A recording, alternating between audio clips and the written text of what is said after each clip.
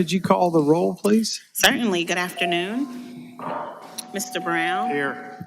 Ms. Herbert. Here. Dr. Bustles. Here. Mr. Brennan. Present. Mr. McDowell. Yes. Mr. Duval. Present. Mayor Rickaman. Present. Could we stand for the Pledge of Allegiance, please? I pledge allegiance to the flag of the United States of America and to the republic for which it stands, one nation, under God, indivisible, with liberty and justice for all. Yeah. Reverend McDowell? Just for a moment, let us bow our heads.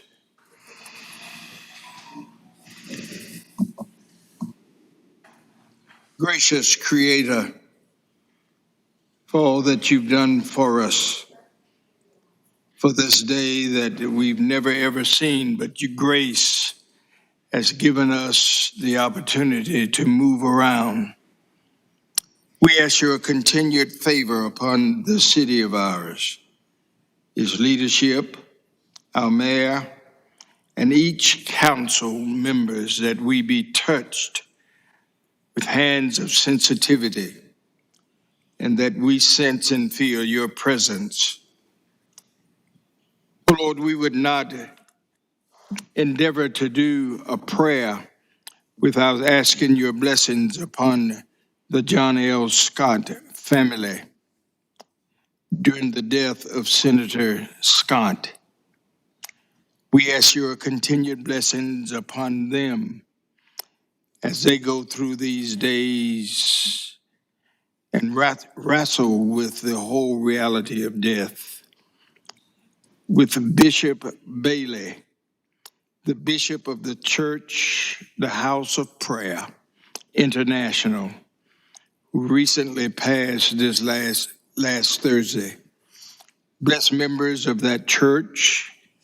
Bless members of this nation who endeavor to do the will of the Creator. We ask it. We claim it in your name. Amen.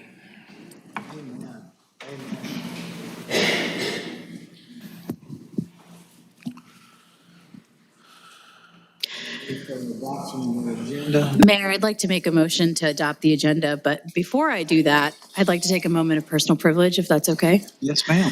So today is the mighty mayor's 35th birthday. He's still older than me, but he's getting up there. And so I wanted to take a moment while we have a full house here at City Hall to thank him for all his hard work, and we look forward to spending another year with him. He's always making us laugh and always keeping our spirits high when things get tough. So if you will join me in a rendition of Happy Birthday, I would really appreciate it. 1, 2, 3. Happy birthday to you. Happy birthday to you. Happy birthday, dear Mayor. Happy birthday to you.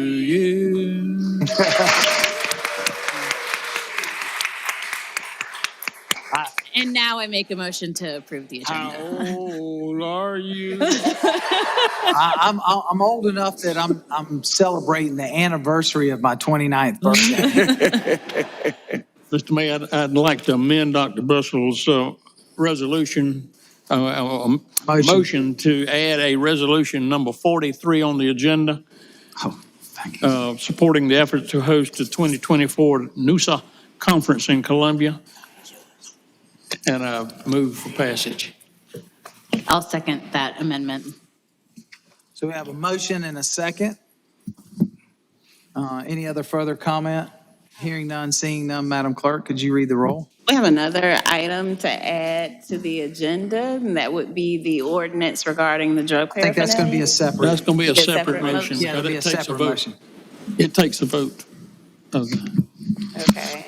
I thought we were voting to adopt the agenda with the amendments, and so we need to vote to amend the agenda and then vote on the item. Whatever you want to do, Madam Clerk, if you want us to put them together, we can do that. Yeah, that would I be think most that's what she efficient. told you. Yeah. Okay, all right. Then I would make an amended motion to adopt the resolution for support of NOSA as 43 and number 44 add the drug paraphernalia ordinance. Thank you. So we have an amended motion. Is there a second? Second. We've got a motion and a second. Madam Clerk, could you read the roll? Thank you, Mr. Brown. Aye. Ms. Herbert. Aye. Dr. Bustles. Aye. Mr. Brennan. Yes. And Mr. McDowell. Yes. Mr. Duval. Aye. Mayor Rickaman. Aye. Thank you. Thank you.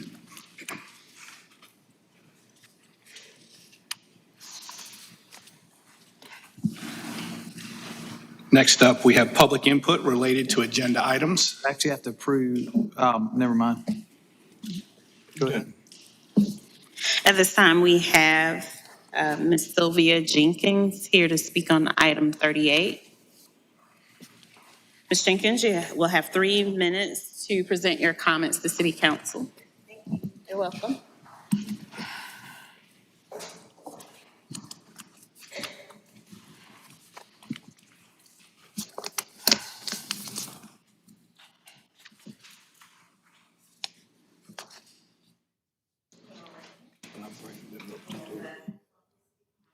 Good afternoon. The Burton Heights Standish Acres community opposes agenda item number 38 to grant temporary use of the livestock of clearing land within the city limits. There have been many expressions of concern the recent and brief habitation of livestock within the community. No to the goat. And I just want to briefly give you a few points. In the article of Green Goat Land Management, when interviewed by the state, mentioned that he had been allowed to do goatscaping in the city for years, despite the city ordinance. He continues to utilize the electric netting, which again is against the city ordinance. Notifies animal control. He is allowed to take his goats to a specific location, specific period of time, and to let them know how many goats are on site. And there will be no violence. This is in question. Does animal control do this for everyone, or is it just for certain? Let us understand residential areas in Columbia, which are not incorporated in HOAs, are the ones who have some of these problems. Many Black communities are communities of color. Enough problems already without another issue about goats. By your revisiting the ordinance, the home 201 to 29292. Many of them are in jeopardy of their neighbors bringing live goods. Would you want to wake up with a stench or livestock in your neighborhood or next door to you? I'm sure the answer would be no. They may be a novelty, and they are cute in the community. If by chance you waive or change the ordinance for goats, what are you going to do? Horses and mules and swine and sheep and other livestock. More livestock means more complaints and more of your time that's consumed. It should stay what it is. Thank you in advance for considering citizens, communities who reside in the city of Columbia. Thank you. Thank you for being here. Mr. Mayor, may I say just a word? Yes, sir. Thank you. Thank you, ma'am, for that. Thank you for that. Please know that this is not something that we're going to be voting on today. This is something that is going to be referred to committee, the Health and Environmental Committee, and of course, that recommendation will come back from committee to council. And of course, we will certainly keep this community updated. Were there particular geographic areas, specific areas we're talking about? Are you talking about the city of Columbia and perhaps the feeding of the goats? Come.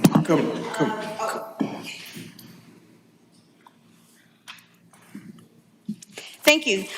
Originally, I was speaking of the Burton Heights Standish Acres community. However, after the article came out in the state newspaper, it opened up more things expressing the city of Columbia and the allow to continue to against city ordinance and to allow, been doing it for many years.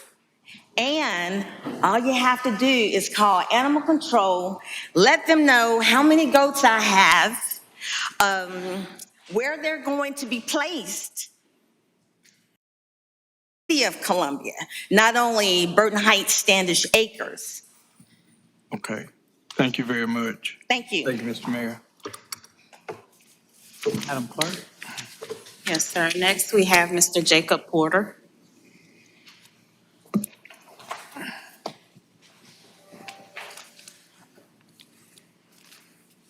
Thank you all for the opportunity to speak with y'all today, Mayor and Councilman. I am the owner of Green Goat Land Management.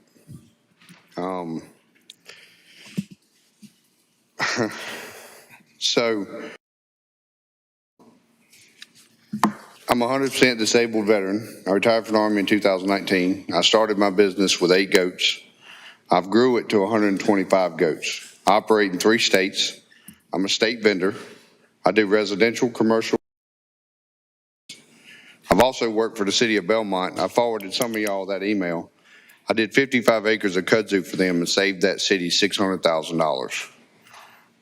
I was the lower bidder. I was commenting on the stench thing. We don't operate male goats for that very reason. Our goats are weathered or females. We offer a carbon neutral footprint. The goats don't run off diesel fuel. They run off what they goats are fence trained. You have to put a fence up. If you don't keep them where they are, they'll be running at large. The fence that's being spoke of is a temporary netting. It's a low voltage, low impedance. It's not the days where you had the hot wires that our granddaddy had. The energizers I use are built in Germany. They pulse, they don't even stay hot. It's like a 9-volt battery. They can run off solar, they can run off a battery.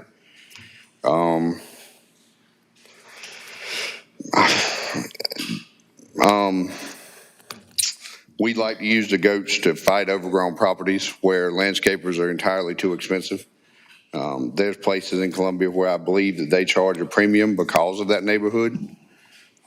We charge $10 per goat per day flat. The goats work 22 hours a day, and every day they eat 10% of their body weight in biomass. Specifically invasive species, kudzu. Columbia's been swallowed by kudzu. I mean, and if you've ever tried to go in there with a weed eater or machete or whatever and cut your way out of that, goats live for that. Uneven terrain that you can't walk on or can't drive a tractor on, goats bounce up and down it. I have here that I'm going to give to your, I don't know your name, sir, the man. I'm going to give him a letter. That somebody wrote that we did a job for in Columbia. Here are all the comments from people that have signed a petition. And here's over 270 signatures from people that signed a petition wanting the goats in Columbia. Again, no chemicals. Support this change. I would like to open the floor to any questions y'all have. I don't mind the. This is Mr. a Mayor. request. I'm sorry. I'm sorry, Dr. I Butler. would just say, so we'll have an opportunity to Health, Social, and Environmental Affairs Committee meeting. And if possible, if you or a representative can attend, I'll attend it. I think we're very interested in learning a little bit more and balancing some of the needs of our city as well as some of the concerns that have been raised. But really, this was helpful, and I'll certainly have some more questions for you at that meeting. Yes, ma'am. And I will also give this gentleman my cards. Hopefully That's the that's man. for all of y'all to have my contact info. Refer to Jeff as the man. That's the man. Yes, he's the man. Well, I think it would be needful to just say, and I think Dr. Bustles and our committee will look at that.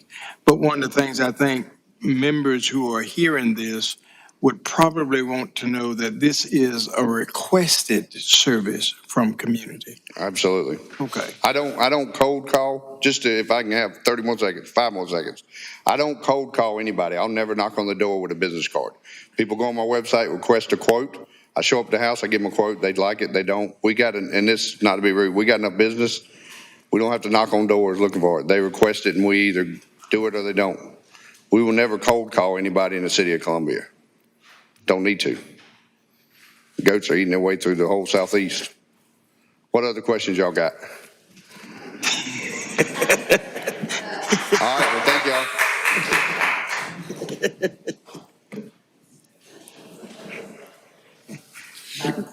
Yes, sir. Some goats there. Thank you. The remaining individuals have signed up to speak at the end of the meeting.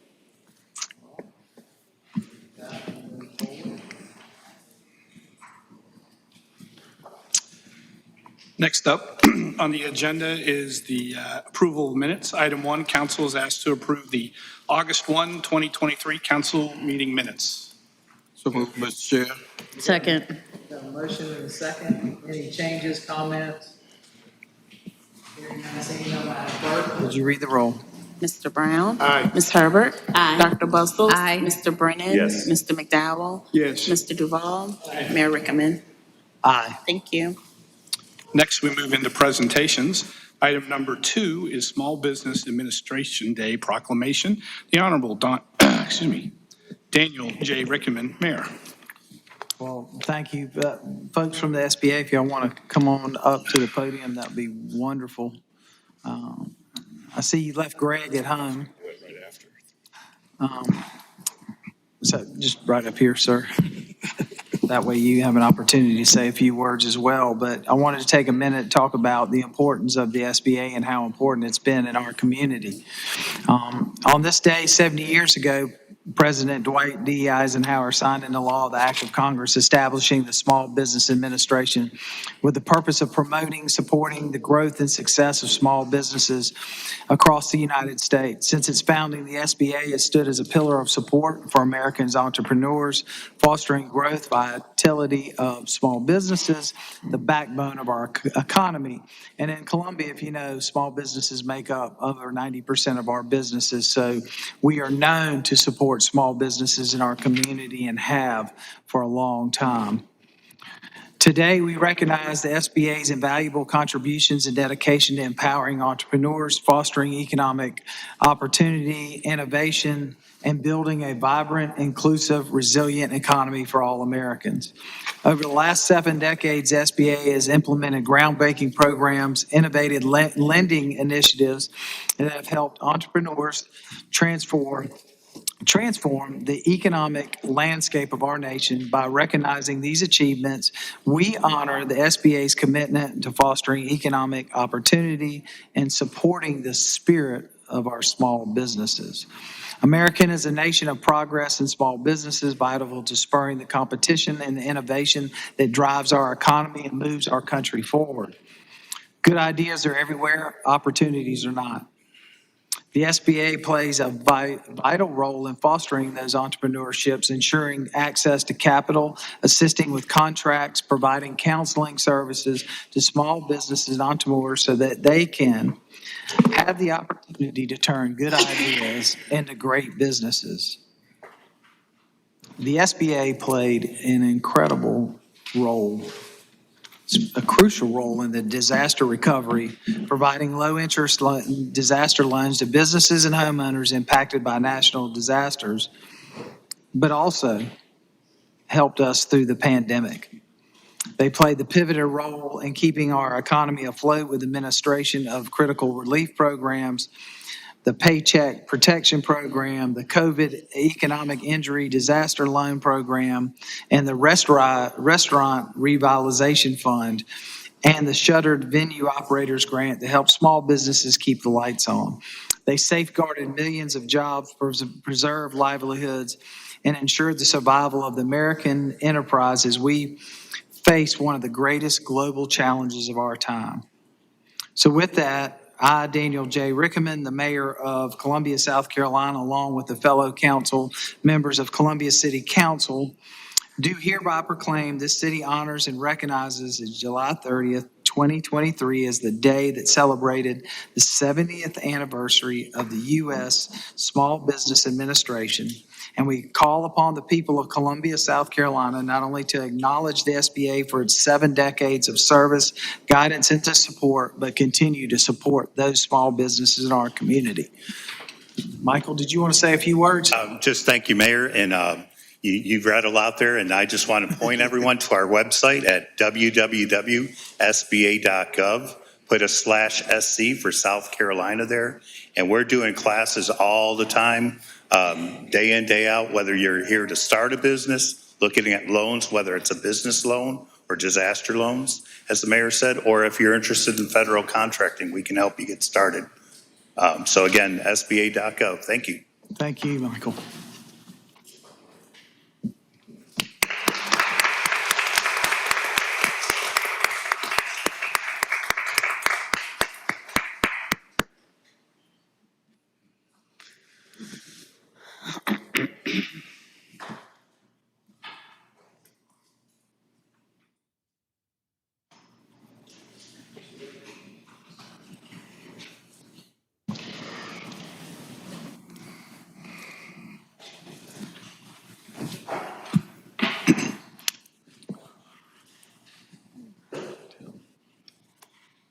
Our next item up for presentations is item number 3, Ms. Jada Samuel Day Proclamation, the Honorable Edward H. McDowell, Jr. Thank you very much, Mr. Palin. What a special day it is in South Carolina, and particularly in Columbia, South Carolina, to recognize one of our daughters of Columbia. I am happy and, of course, pleased that Jada Samuels, Miss South Carolina, is in our midst today. Stand up, Jada.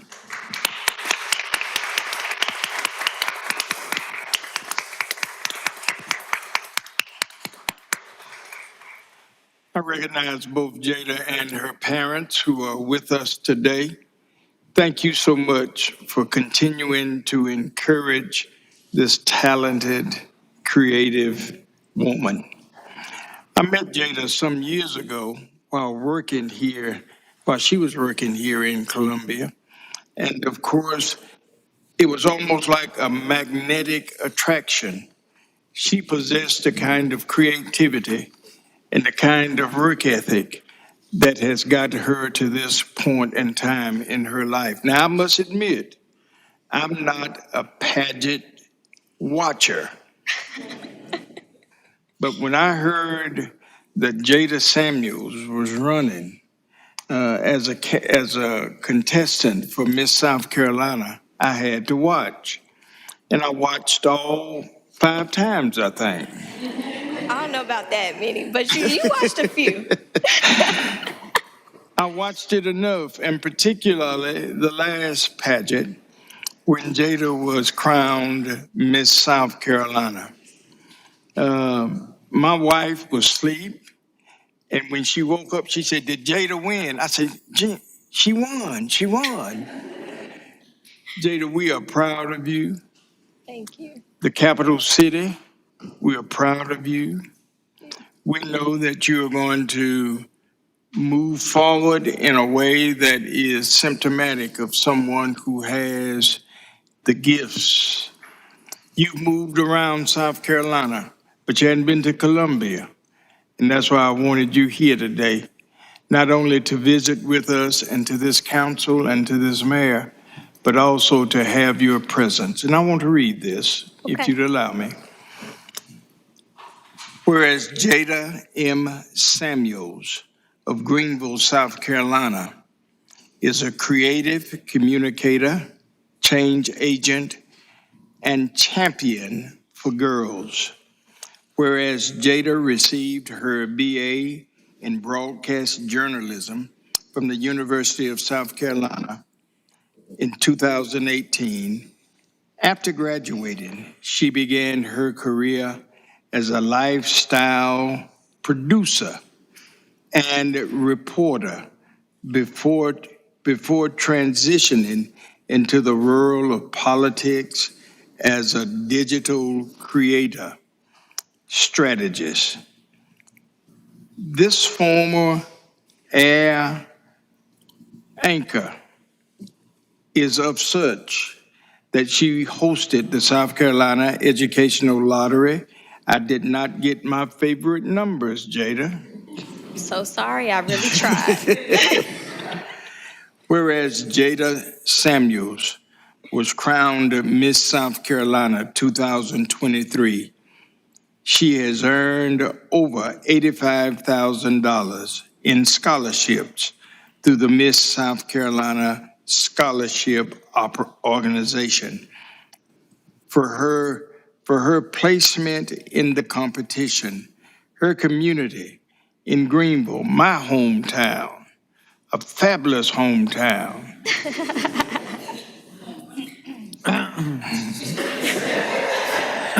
Well, I knew I'd get some of that from the gallery. I knew that. Whereas she has spent a lot of her time implementing her community service initiative. Remember, for 86 years, Jada became the fourth African American to claim this title. And I think that's something for Columbia and all of us to be proud of. Jada is a proud and active member of Alpha Kappa Alpha sorority and serves in the Gamma Nu Omega chapter in Columbia. Now therefore be it resolved. Today is Jada Samuels Day, Miss South Carolina. Please welcome her.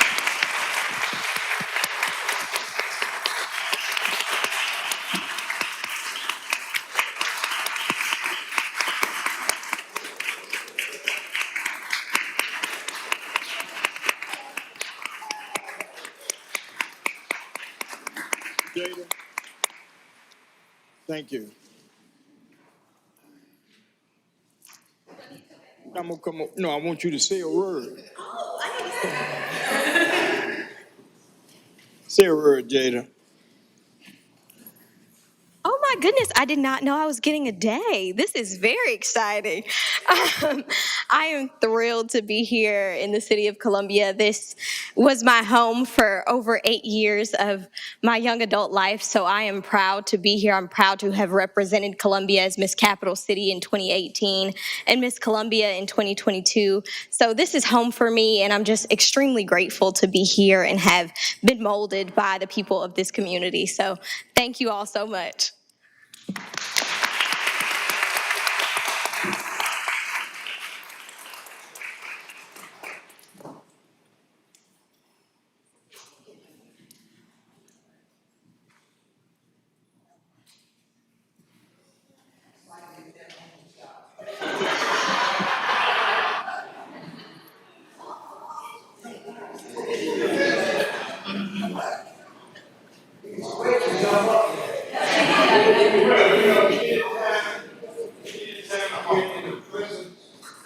Is America. Amen. We're thankful.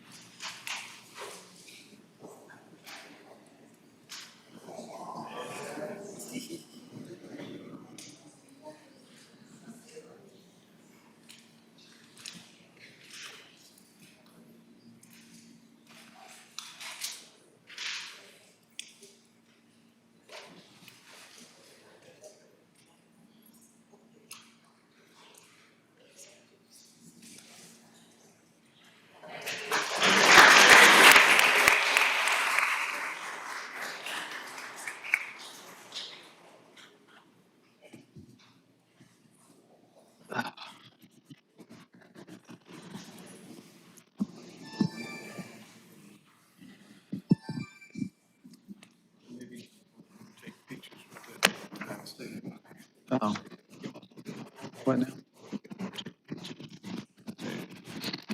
If anybody would care to have their picture made with our Miss South Carolina, she will be downstairs. Miss Gentry, before you start, I do want to acknowledge that we have a special guest here today, all the way from across Gervais Street Bridge, the mayor of West Columbia, Tim Miles. Thank you for being here, sir.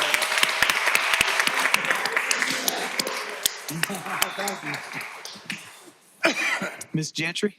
So I'm going to take a moment of personal privilege. I want to ask Felicia Kilgore to come up and introduce our new community development director. So I want to.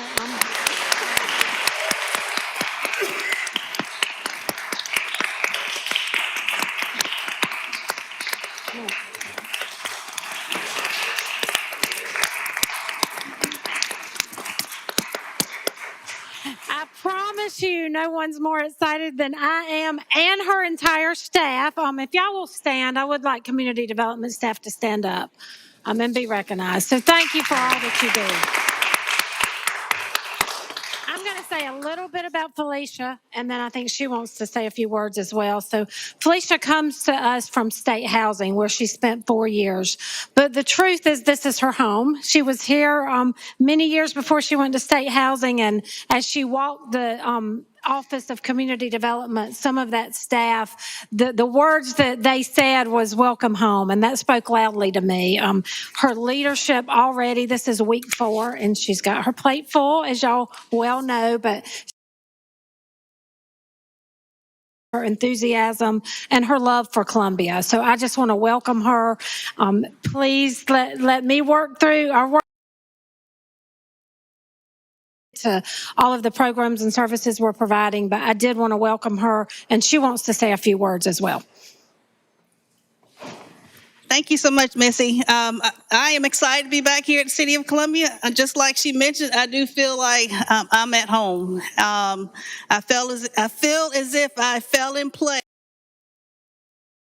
4 years ago, and so and I've got a great staff that I'm working with and excited, and that leads me to one particular thing I want to address today.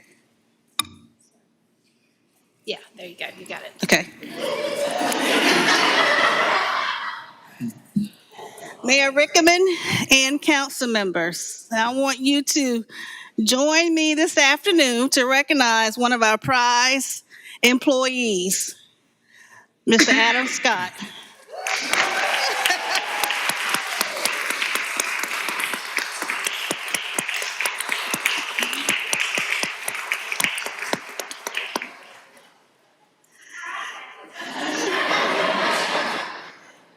Yeah, Adam is one that doesn't like a whole lot of hoopla, but we're going to give him a little hoopla today. So he's actually celebrating 35 years of service with the City of Columbia, and we are excited about that. I prepared a little PowerPoint to share, and he doesn't even know that we're doing this. So we definitely want to appreciate you and all your accomplishments that you have performed with the city. Definitely appreciate your dedication, resilience, hard work, customer service, creativity, and integrity.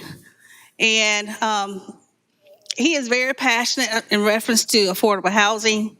You couldn't find a more passionate person to support all the various projects that we've been involved in all the many years. And so we do certainly appreciate his talents that he has contributed to the success of community development. We are proud to have you on our team. And we've got a few pictures there he's involved in, picture with us. And Adam, again, thank you for your efforts and contribution throughout the years. You have been valuable, most valuable, not just to our department, but the entire City of Columbia. We truly appreciate your dedication. Your work has been a blessing to not only community development, but for the entire City of Columbia.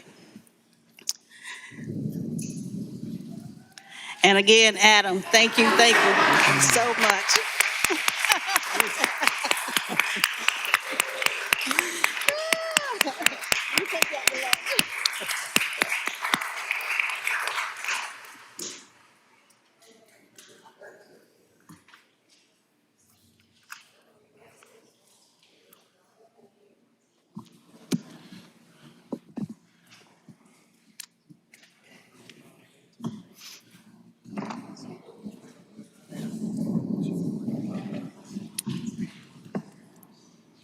Getting to the next break. Executive session. You got much in there. Yeah, that's true.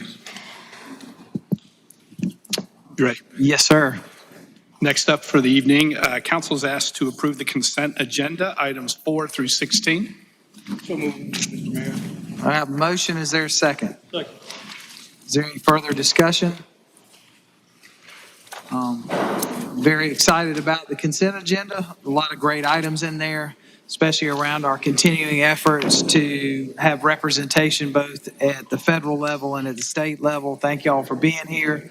Mr. Jeter, Ms. Delaney, glad to have y'all on board, along with our team in Washington, but also a tremendous amount of efforts and continuing to deal with our Crane Creek issue. Thank you, Clint, and your team for what y'all are doing there.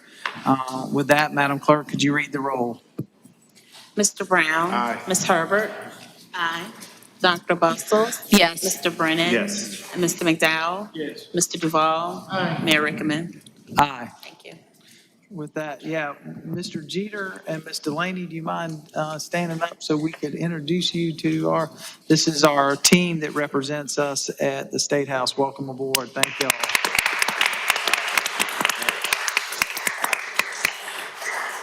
And then there's Kyle, who's been a steady, great supporter. So we've got a great team, and thank you for being here as well. Next up, we have public hearing and first reading for zoning and planning matters. Ms. Hampton. Good I hear the afternoon. thunder. Yes. We'll try to get through this quickly before the lights go out.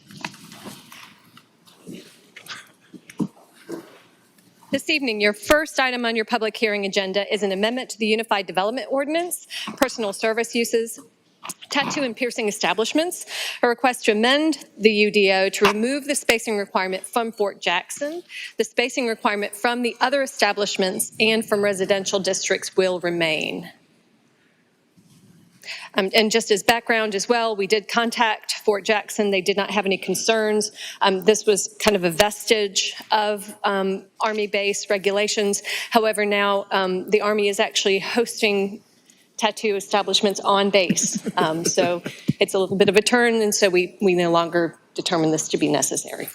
Thank you, Ms. Hampton. Do we have anybody here to speak for or against this item? It's item 17.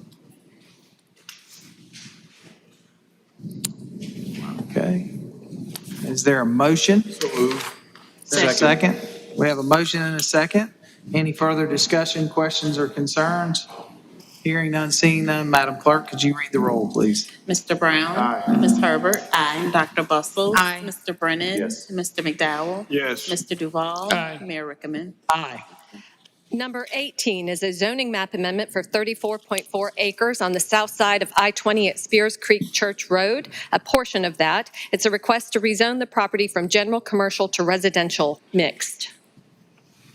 Is there anybody to speak for or against this item? This is item 18 on the agenda.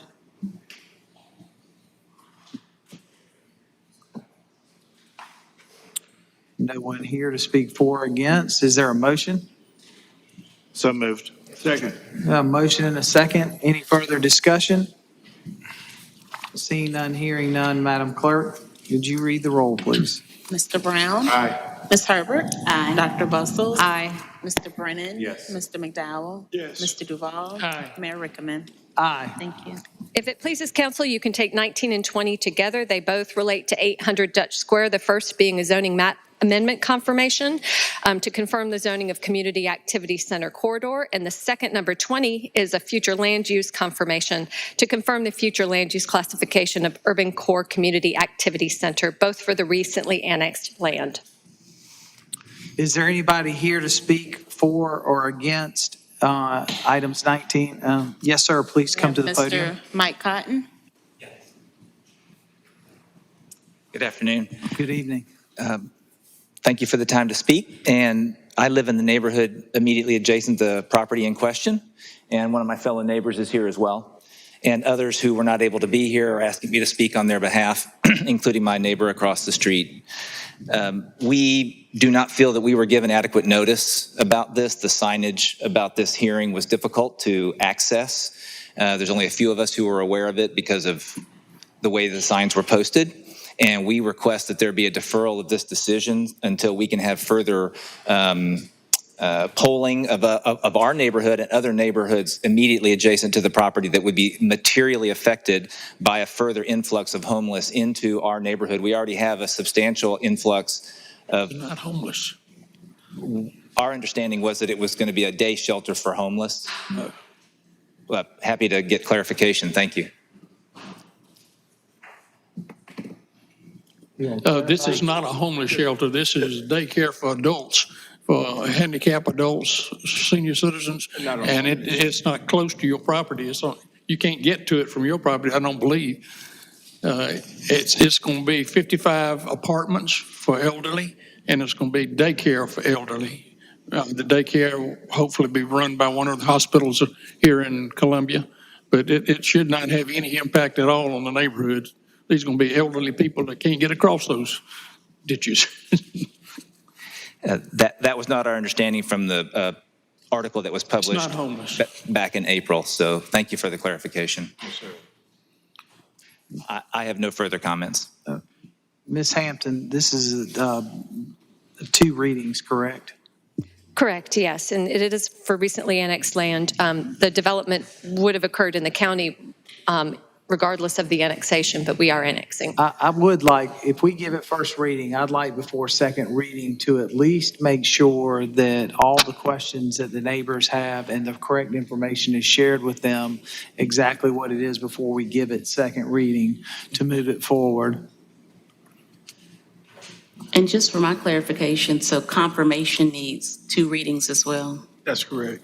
Correct, yes. So it's what you did when you annexed is you assigned an interim classification, and this is confirming that through this process. You got a hand back there, Mr. Mayor. Sir, It was simply,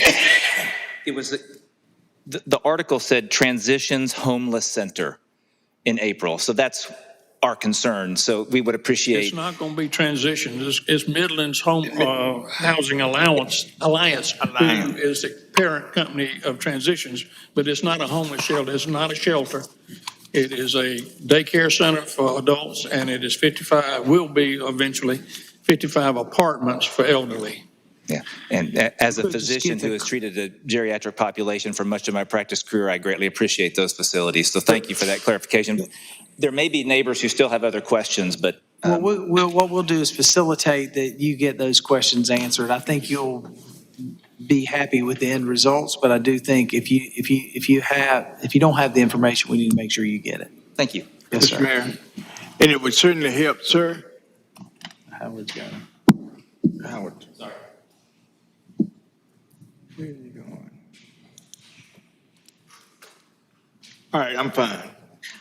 Talk to Howard.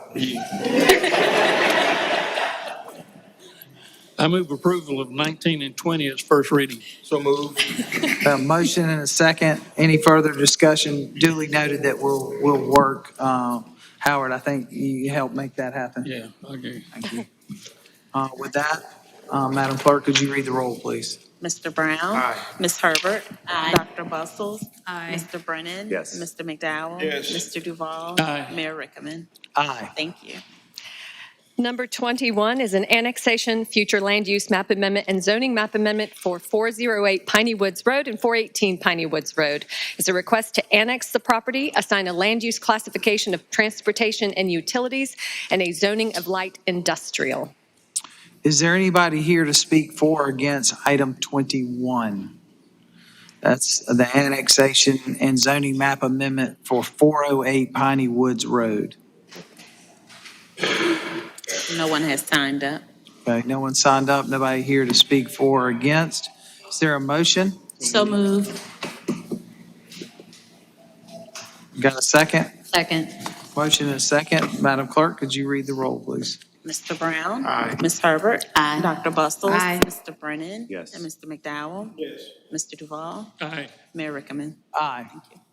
Number 22, an annexation future land use map amendment and zoning map amendment for a portion of 68 Riverview Court, 9106 portion of that tax map number. It's a request to annex the property, assign a land use classification of urban core residential small lot, and a zoning of residential single family small lot. It's in a historic preservation overlay. Is there anybody here to speak for or against this rezoning amendment? Ma'am, please come to the podium. Hi, Hi. I'm Terry McLaughlin, and I own the property. I'm just wondering what the ramifications are. What does this mean for me? Because I own a house across the street from it, and I like the little lot across the street. It's all wooded and nice, and so I don't know what they're about to do. Rezoning, if they're rezoning a portion, how does that affect my taxes on it? I think, you know. It's a zoning map amendment. So we're annexing, you see the very small corner at the back that's not in the city where the line goes. We are annexing that tiny portion of the land and assigning it the same classification as the rest, so single-family residential.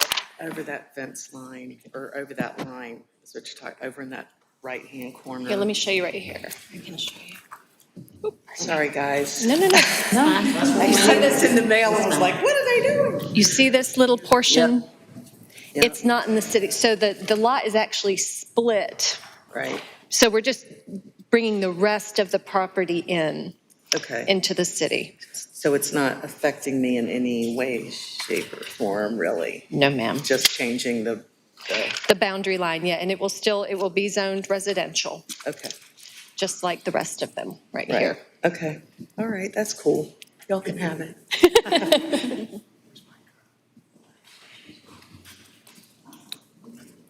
Was there anyone else here who had a question or concern about this item? Hearing none, seeing none. I do have just Yes, ma'am. one Ms. quick Herbert? question for Krista. I'm sorry, Ms. Hampton. Okay. Just want to ensure that are the applicants the purchasers or the sellers? I just want to make sure they know what they're getting, because people used to not know what they were going Right. into. I'm going to let Andrew help me answer that Okay. question. Yes, the applicants are the current property owners. Okay, thank you. Madam Clerk? Need a motion? Yes, please. So move. Second. Got a motion and a second. Madam Clerk? Mr. Brown? Aye. Ms. Herbert? Aye. Dr. Bustles? Aye. Mr. Brennan? Yes. Mr. McDowell? Yes. Mr. Duval? Aye. Mayor Rickaman? Aye. Thank you.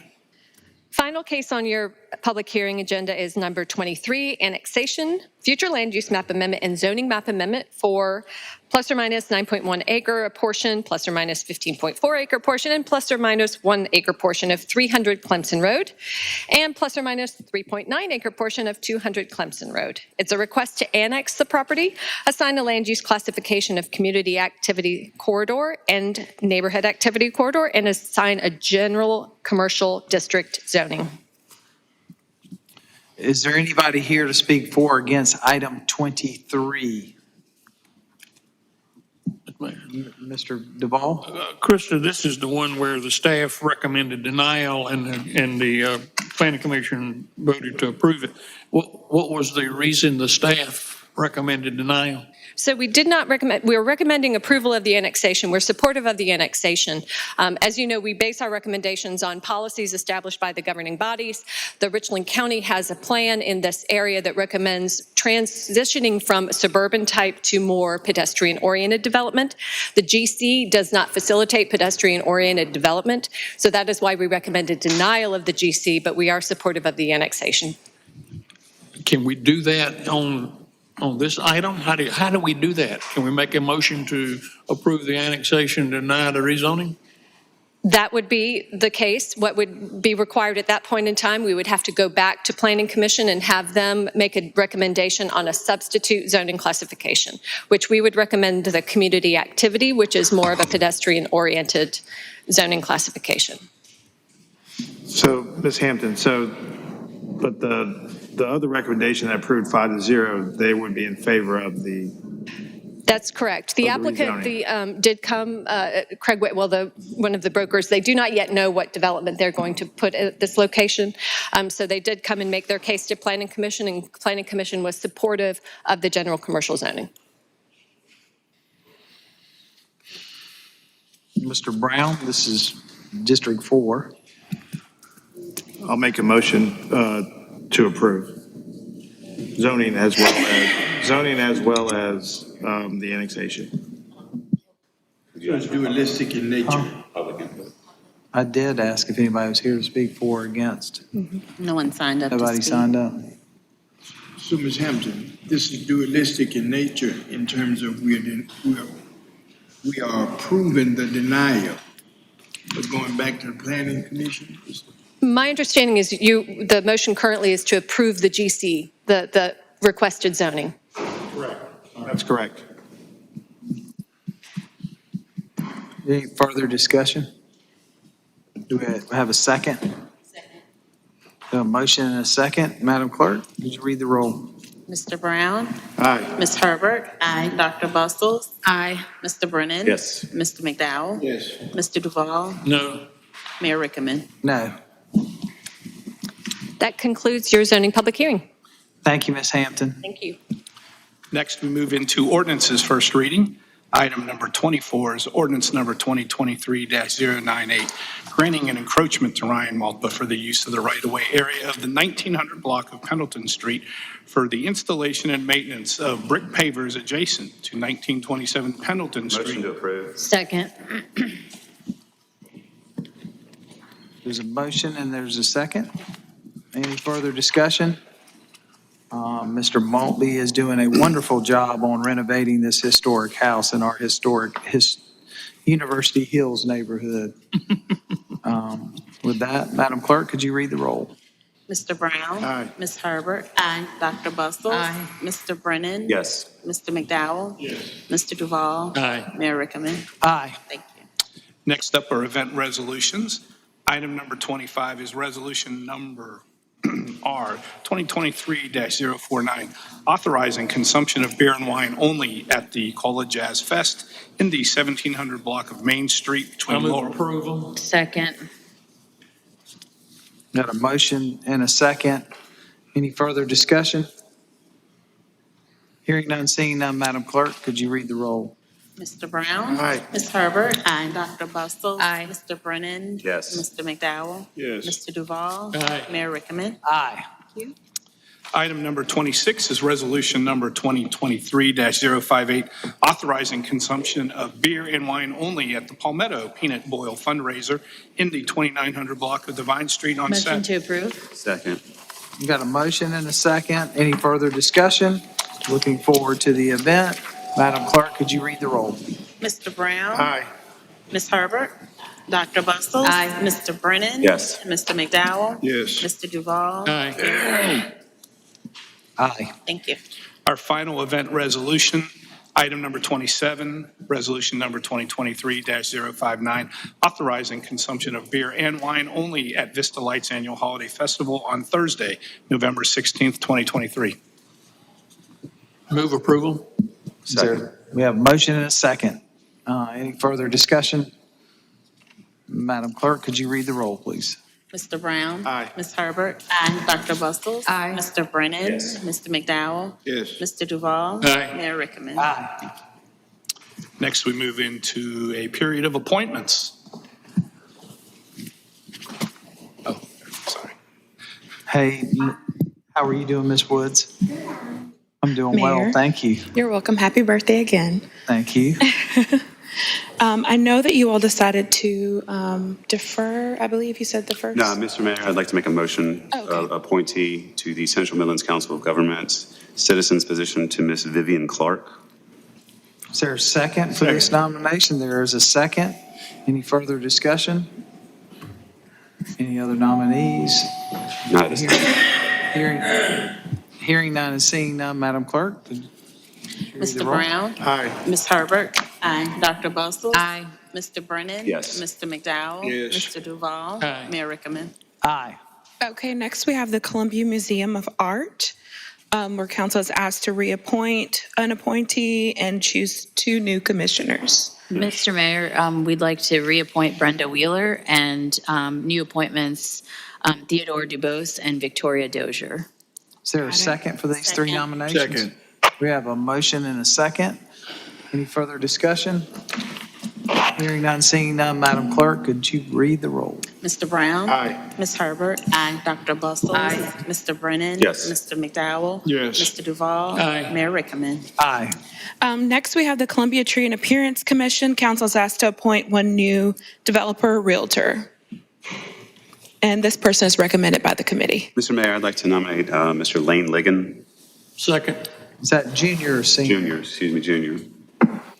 We have a nomination and a second for Mr. Lane Ligon Jr. Is there any questions, concerns?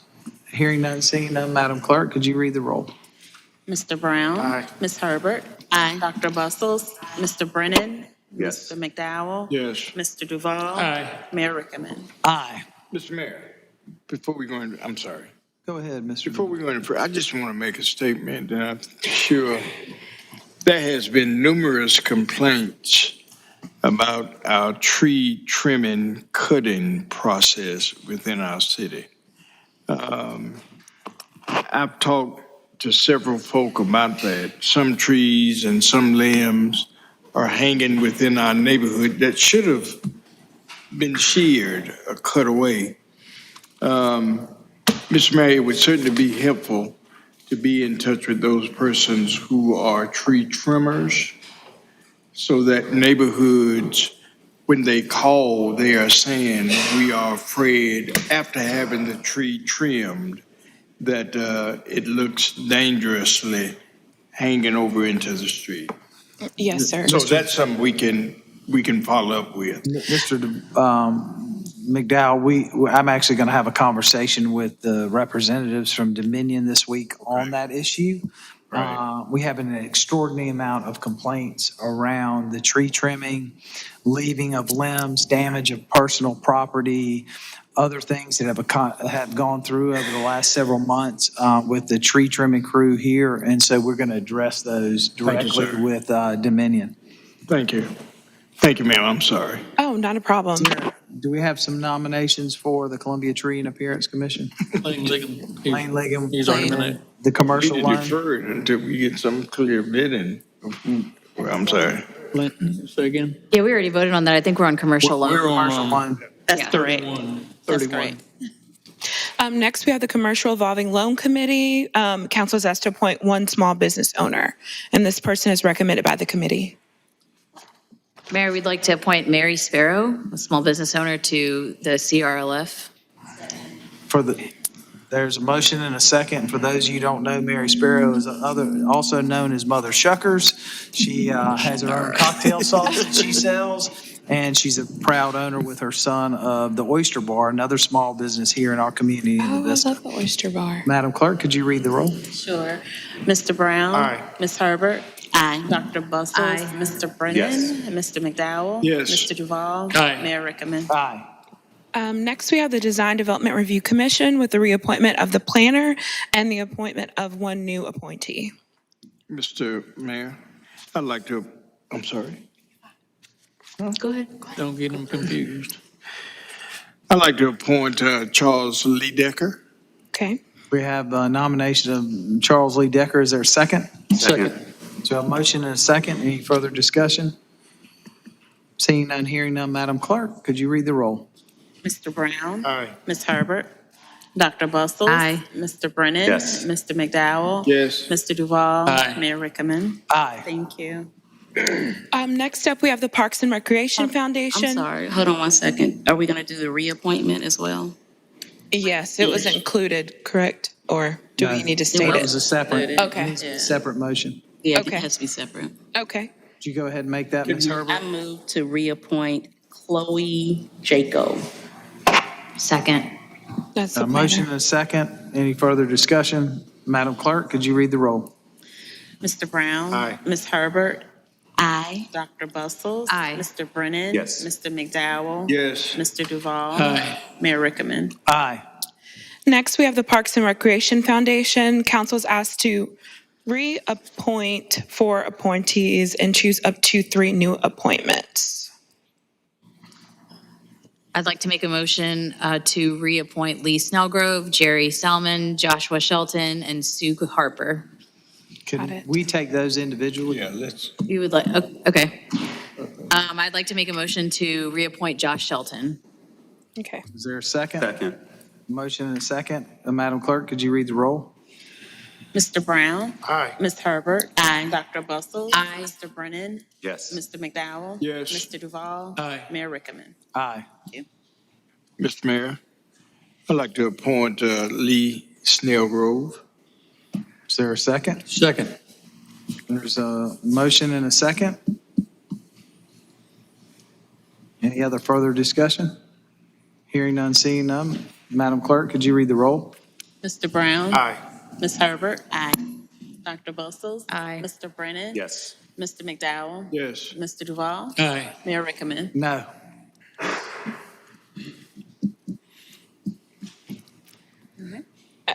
Are we gonna, the next One person is more. Jerry Salmon. Who's got the last? I'd like to nominate Sue Harper Okay. for reappointment. A nomination for Ms. Sue Harper. Okay. Is there a second? Second. Second. The motion and a second. Madam Clerk, could you read the roll? Mr. Brown? Aye. Ms. Herbert? Aye. Dr. Bustles? Aye. Mr. Brennan? Mr. McDowell? Yes. Mr. Duval? Aye. Mayor Rickaman? Aye. And last, the reappointment of Jerry Salmon. I'd like to make a motion to reappoint Jerry Salmon. Second. There's a motion and a second. Any further discussion? Hearing none, seeing none. Madam Clerk? Mr. Brown? Aye. Ms. Herbert? Aye. Dr. Bustles? Aye. Mr. Brennan? Yes. Mr. McDowell? Yes. Mr. Duval? Aye. Mayor Rickaman? Aye. Thank Would you. council like to appoint one of the new appointees? Bless you. Ms. Yes, I Herbert? believe we should. I'd like to nominate Rachel Gramling. Is there a second for the nomination from Second. Councilwoman Herbert? We have a motion and a second. Any further discussion? Seeing none, hearing none. Madam Clerk? Mr. Brown? Aye. Ms. Herbert? Aye. Dr. Bustles? Aye. Mr. Brennan? Yes. Mr. McDowell? Yes. Mr. Duval? Aye. Mayor Rickaman? Aye. Next, we have the Planning Commission. Council's asked to reappoint 2 commissioners and to appoint 1 new commissioner. I'd like to make a motion to appoint Carlos Osorio as our new commissioner for the Planning Commission. Is there a second to that nomination? Second. A motion and a second. Any further discussion? Seeing none, Madam Clerk, could you read the roll on that new appointee motion? Mr. Brown? Aye. Ms. Herbert? Aye. Dr. Bustles? Aye. Mr. Brennan? Yes. Mr. McDowell? Yes. Mr. Duval? Aye. Mayor Rickaman? Aye. Thank you. Would council like to approve the reappointment of Mason Harp? I'd like to make a motion Yes. for reappointment. For both of Can both. we do the vote? And Harris Cone, okay, we can do this together. And Harris Cone? That's for Mason Harp and And Harris. Harris Cone, yes. So we have a motion and a second. Any further discussion? Seeing none, hearing none, Madam Clerk? Mr. Brown? Aye. Ms. Herbert? Aye. Dr. Bustles? Aye. Mr. Brennan? Yes. Mr. McDowell? Yes. Mr. Duval? Aye. Mayor Rickaman? Aye. Last but not least, we have the River Alliance. Council's asked to appoint 1 new member. Mr. Mayor, I make a motion to appoint former Councilwoman Ann Sinclair to the River Alliance. Second. There's a motion and a second. Is there any further discussion? Hearing none, seeing none, Madam Clerk? Mr. Brown? Aye. Ms. Herbert? Dr. Bustles? Aye. Mr. Brennan? Yes. Mr. McDowell? Awesome. Thank you. Yes. Mr. Duval? Aye. Mayor Rickaman? Aye. Thank you. And Ms. Ashley, thank you for the one pager. This made it a lot easier for people who are sometimes challenged with. Thank you. In other matters, we have item 36. Council is asked to approve the installation of 1 speed hump at Corolla Avenue as requested by the Public Works Department. So move. There's a motion and a second for the speed hump. It's just one hump? Yes, sir, just one hump. One. You the man. Okay, thank you, sir. All right. Mr. Brown? Aye. Ms. Herbert? Ms. Herbert? Aye. Dr. Bustles? Aye. Mr. Brennan? Yes. Mr. McDowell? Yes. Mr. Duval? Aye. Mayor Rickaman? Aye. Thank you. And I'll remind everyone, the man is only here replacing the woman for a temporary period of time. Okay. You need to take that when you get it, so. Okay. Point is the man. So, item 37, council is asked to approve the installation of four-way stops at Crestwood Drive and Pickens Street and Pinewood Drive and Sluda Avenue. Motion to approve. Second. Got a motion and a second. Any further discussion?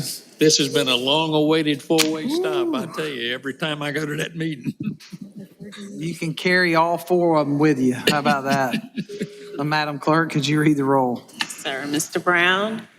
Aye. Ms. Herbert? Aye. Dr. Bustles? Aye. Mr. Brennan? Yes. Mr. McDowell? Yes. Mr. Duval? Aye. Mayor Rickaman? At this time, in other matters, I'd like to make a statement around the coordinated effort of unsheltered feedings in partnership with Christ Central. As you know, last fall, the City of Columbia has been strategically working on meal sharing focused on feeding and providing meals in a safe environment for Columbia's unsheltered population as safely and compassionately as possible.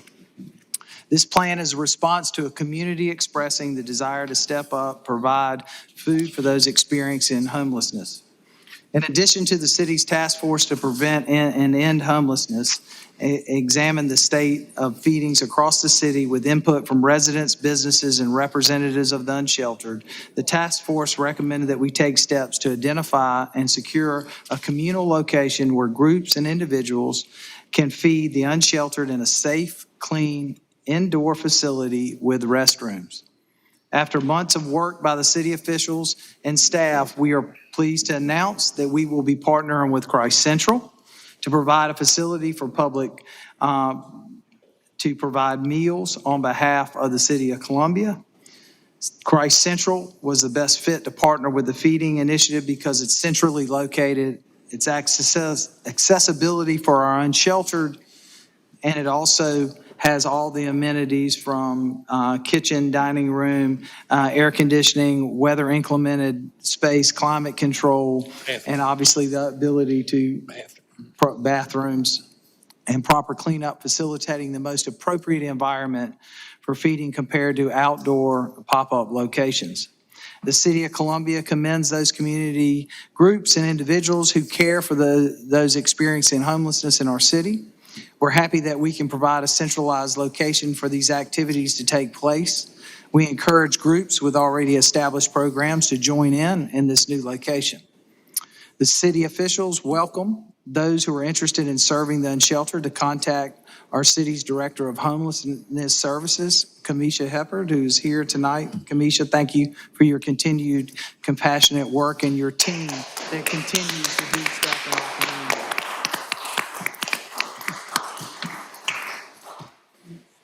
Her team will have preferred days and times you'd like to assist and coordinate with Christ Central for these scheduled services. We also invite service providers to contact.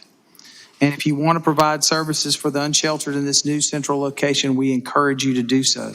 Again, we're excited to launch this partnership with Christ Central to provide a safe, healthy, indoor place to take care of those less fortunate in our community with providing food and other services at that location. And I think it's very important for us to understand that this is one of the most appropriate areas, and we encourage citizens to support our efforts for health, order, health, and safety that are paramount for this initiative and for those being served and our citizens at large. Mr. Mayor, I just want to take a moment to thank you and the staff for continuing to address what was found to be, as you mentioned, a concern from our community members on the task force to prevent and end homelessness.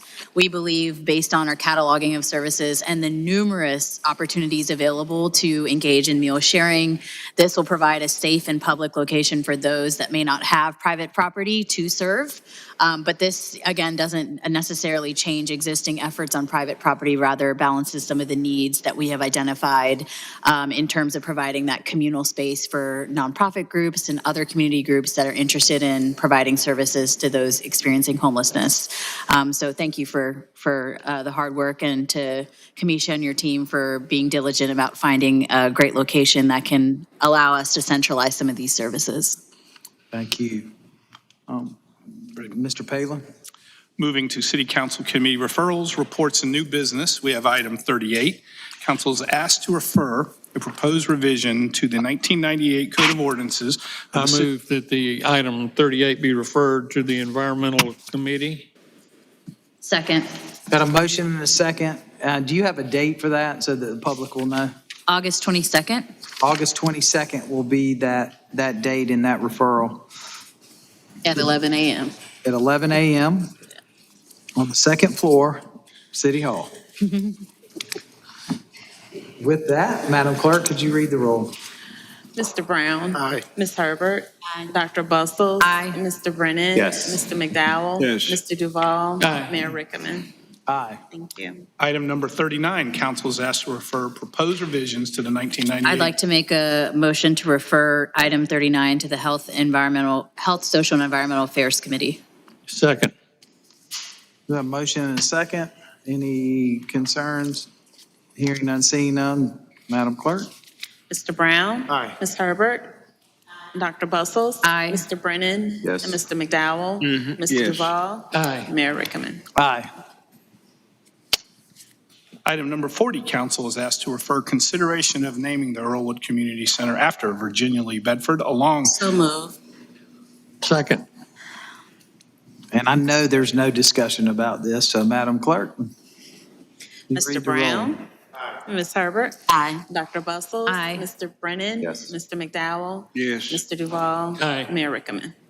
Gladly, Miss Bedford was a staunch supporter of Earlwood community, but really the renovation of the park and the push for us to move our parks and recs there into a very environmental friendly environment and create an atmosphere for the parks and recs to continue to flourish. And we have the great honor of having her husband, Fred Monk, also be a staunch supporter and driver for us on the Parks and Recs Foundation. So we're very honored that we can do this for Ms. Bedford.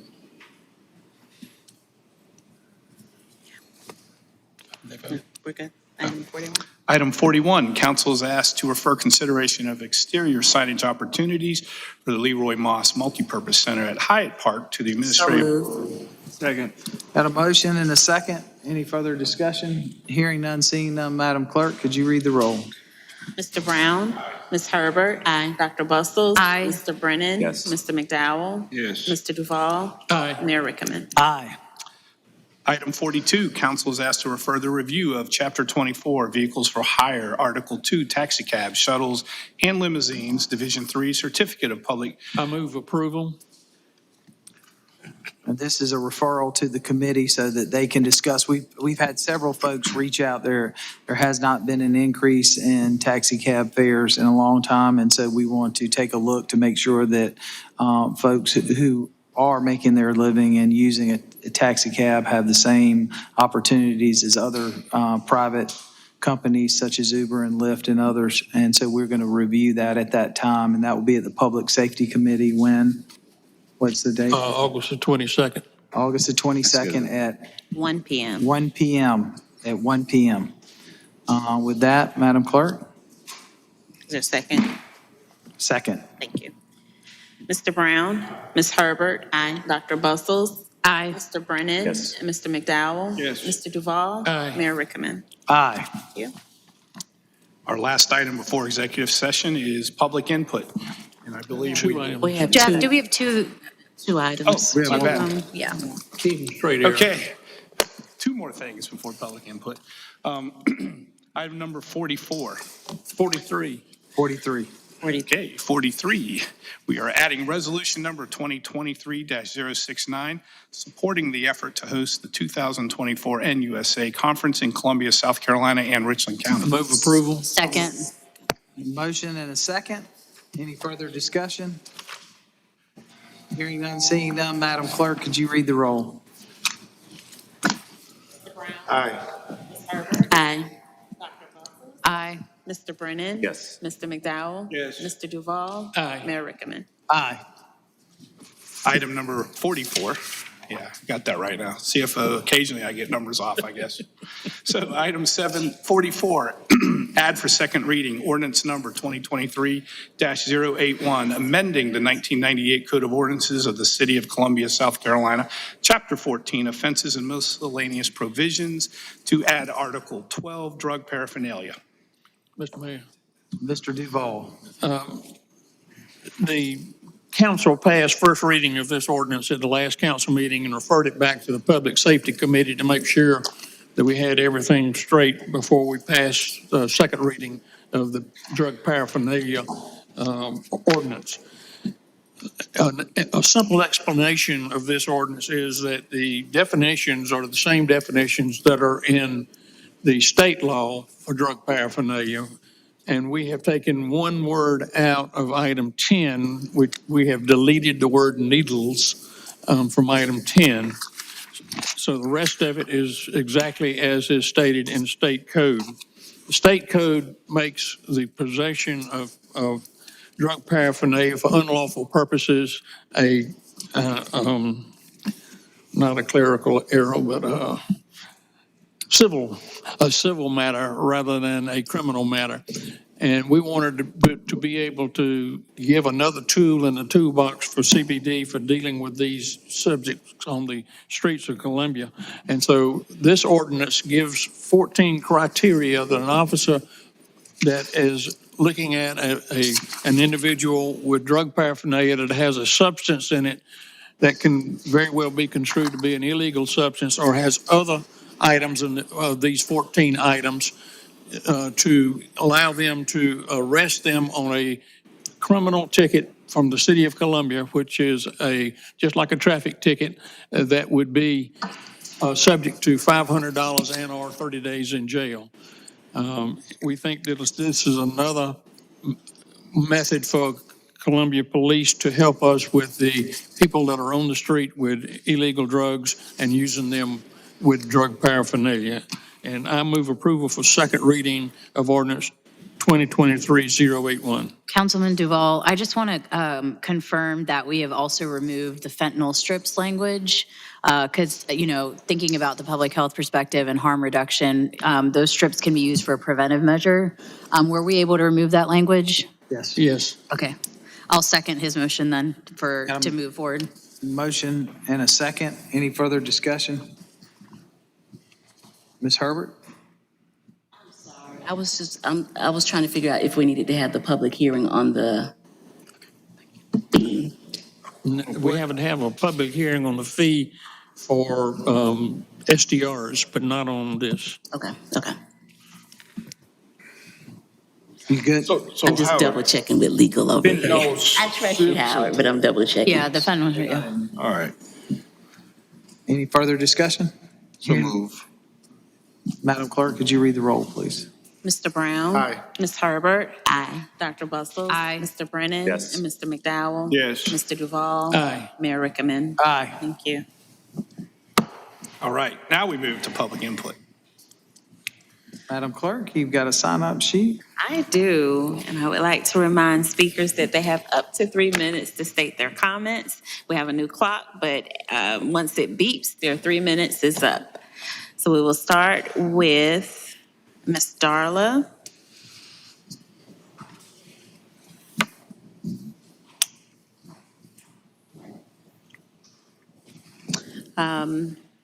After that, we have Dr. Indica Bandera.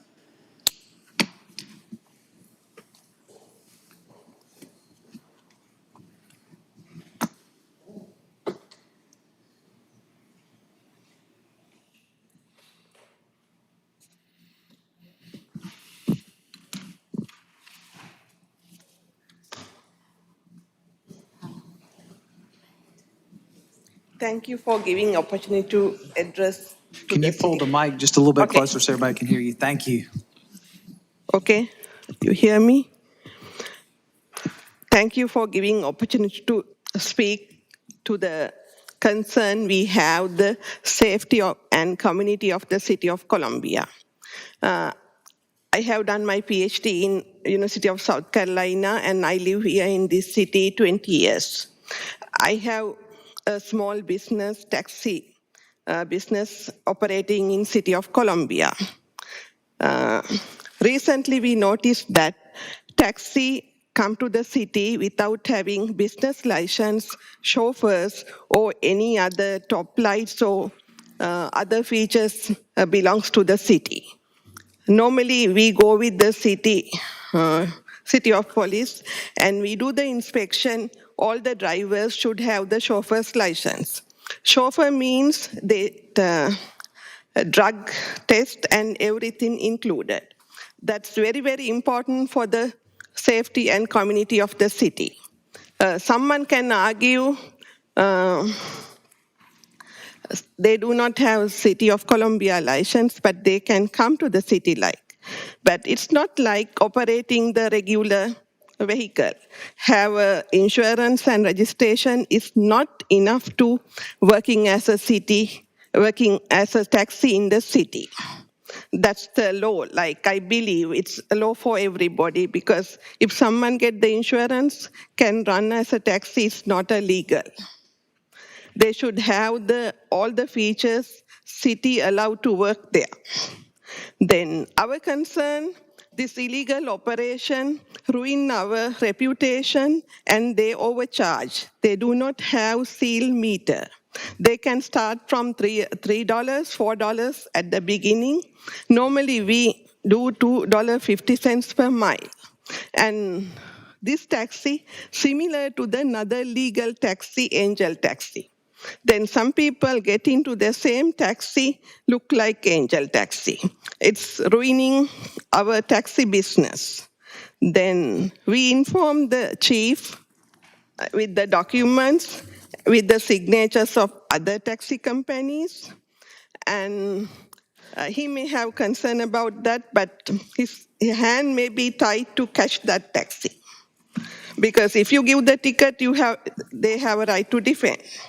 Then we need to change some legal things in the city. If someone come every 3 hours, not like someone come once in a while, drop someone.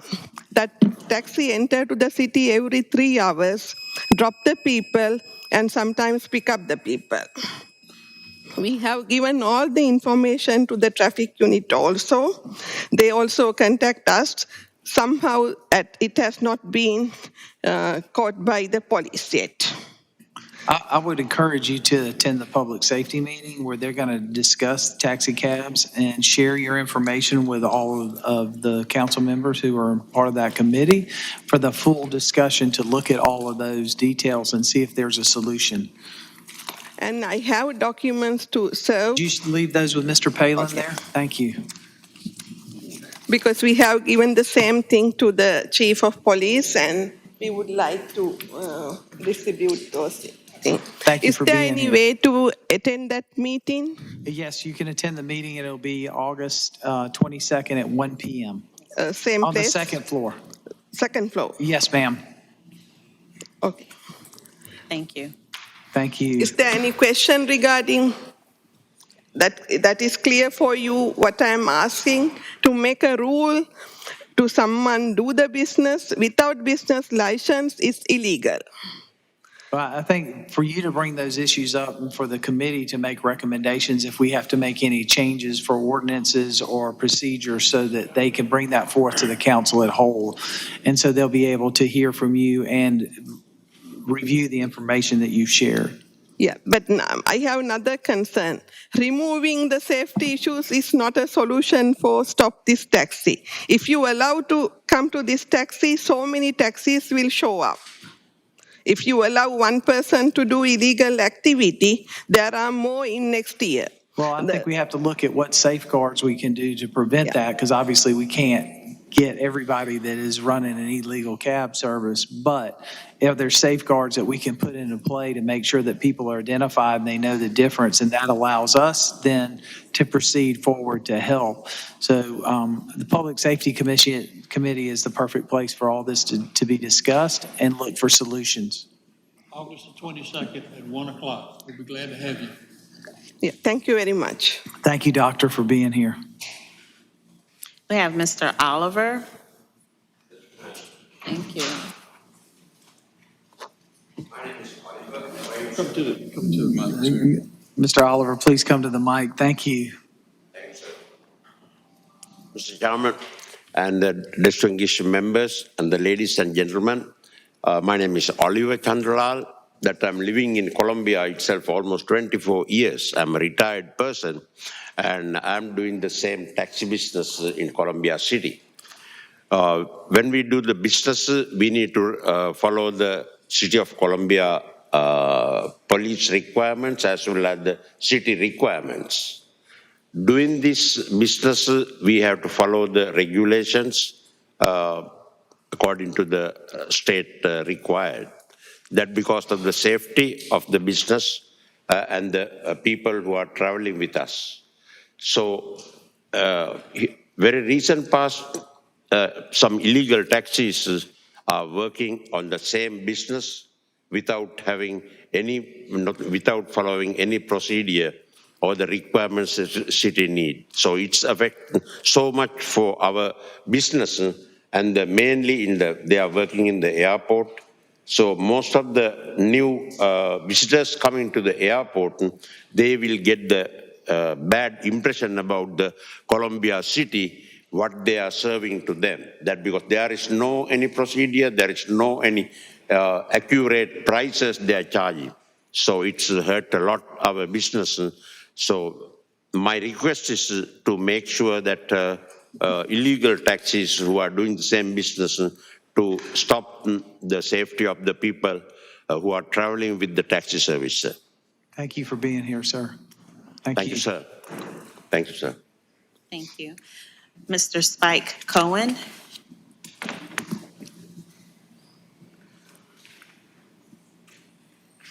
Thank you. My name is Spike Cohen. I don't recall the First Amendment coming with a 3-minute time limit, but that's okay. I shouldn't even need that long. I'm here to speak on behalf of Erica Brown and Be Kind, Be Great, and all of the other residents of your community who are out helping people as they're being told by the city government that there's a problem with that.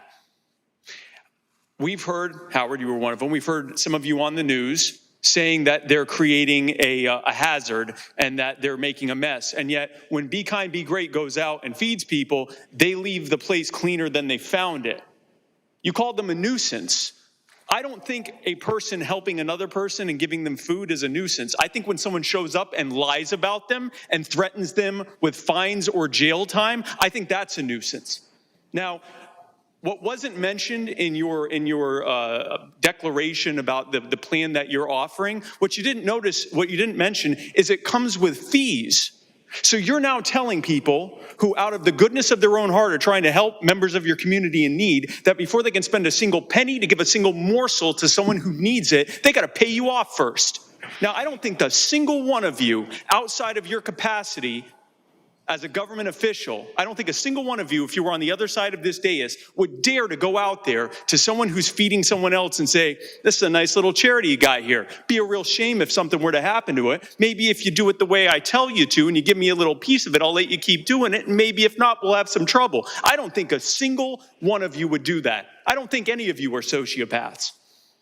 I don't think any of you are protection racketeers or mobsters. I think what happens is you get on that side of the table and you tell yourself that you're just doing your jobs.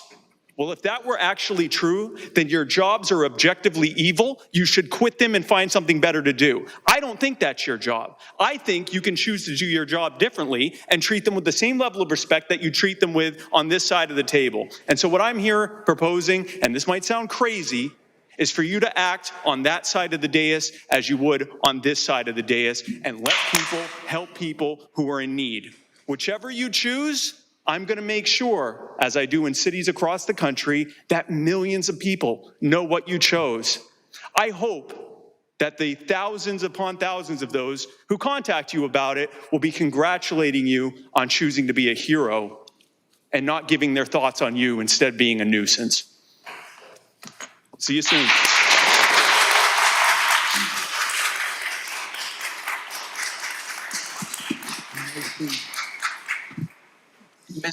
Ms. Everett, let's clarify some facts before we start running down the path.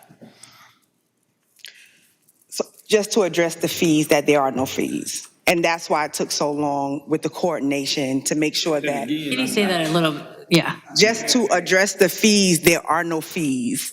And so that's why it took so long with the coordination to make sure that we removed all the barriers that would not make this successful. And so I think that, as the mayor mentioned, this is the best coordinated effort. This is a safe environment. It has heating and air. It has restrooms. And at the same time, we're trying to provide services in a place where individuals experiencing homelessness are being fed. So we're trying to bring the services to them, whatever that service looks like. Our ultimate goal is to serve that vulnerable population and find the best housing fit for them, because the best housing fit doesn't look like an apartment for everybody.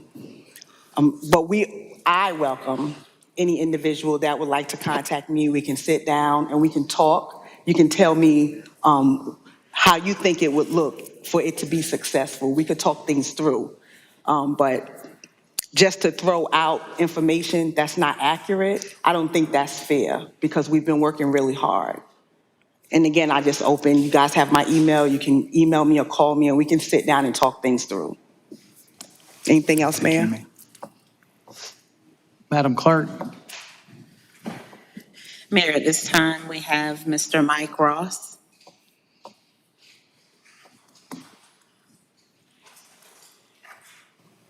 Hi there, my name is Mike Ross. I'm here to talk about Be Kind, Be Great. I came from our sister state up North Carolina, a couple hours from the Charlotte area, because Spike Cohen came to my town in Gastonia, where we've got a crisis in pretty much every city across America with homelessness. We see our fellow Americans suffering. Each one of you on this city commission, I take it you took an oath to defend and uphold the Constitution.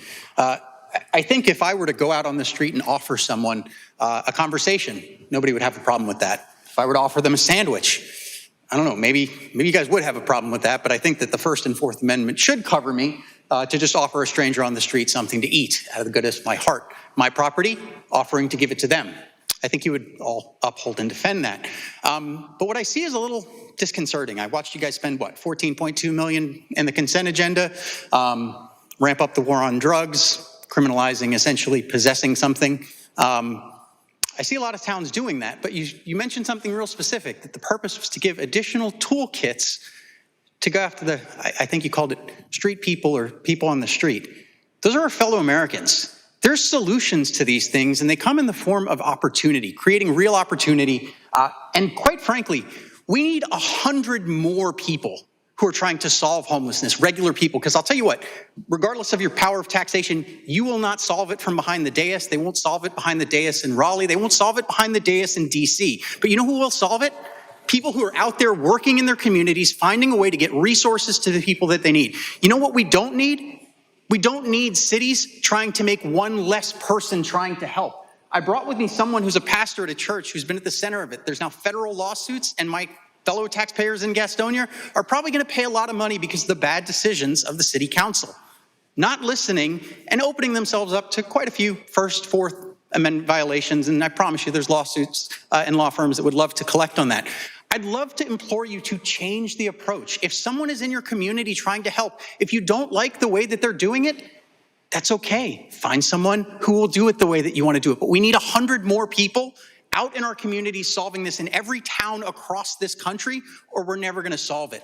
Please, look at Compassionate. What you're doing, great. People need your services, but they need your services too, and they need the services of any American who's willing to put the banner of charity on their back and help their fellow Americans. please show some compassion and let anyone who wants to help people, and don't criminalize it. Thank you.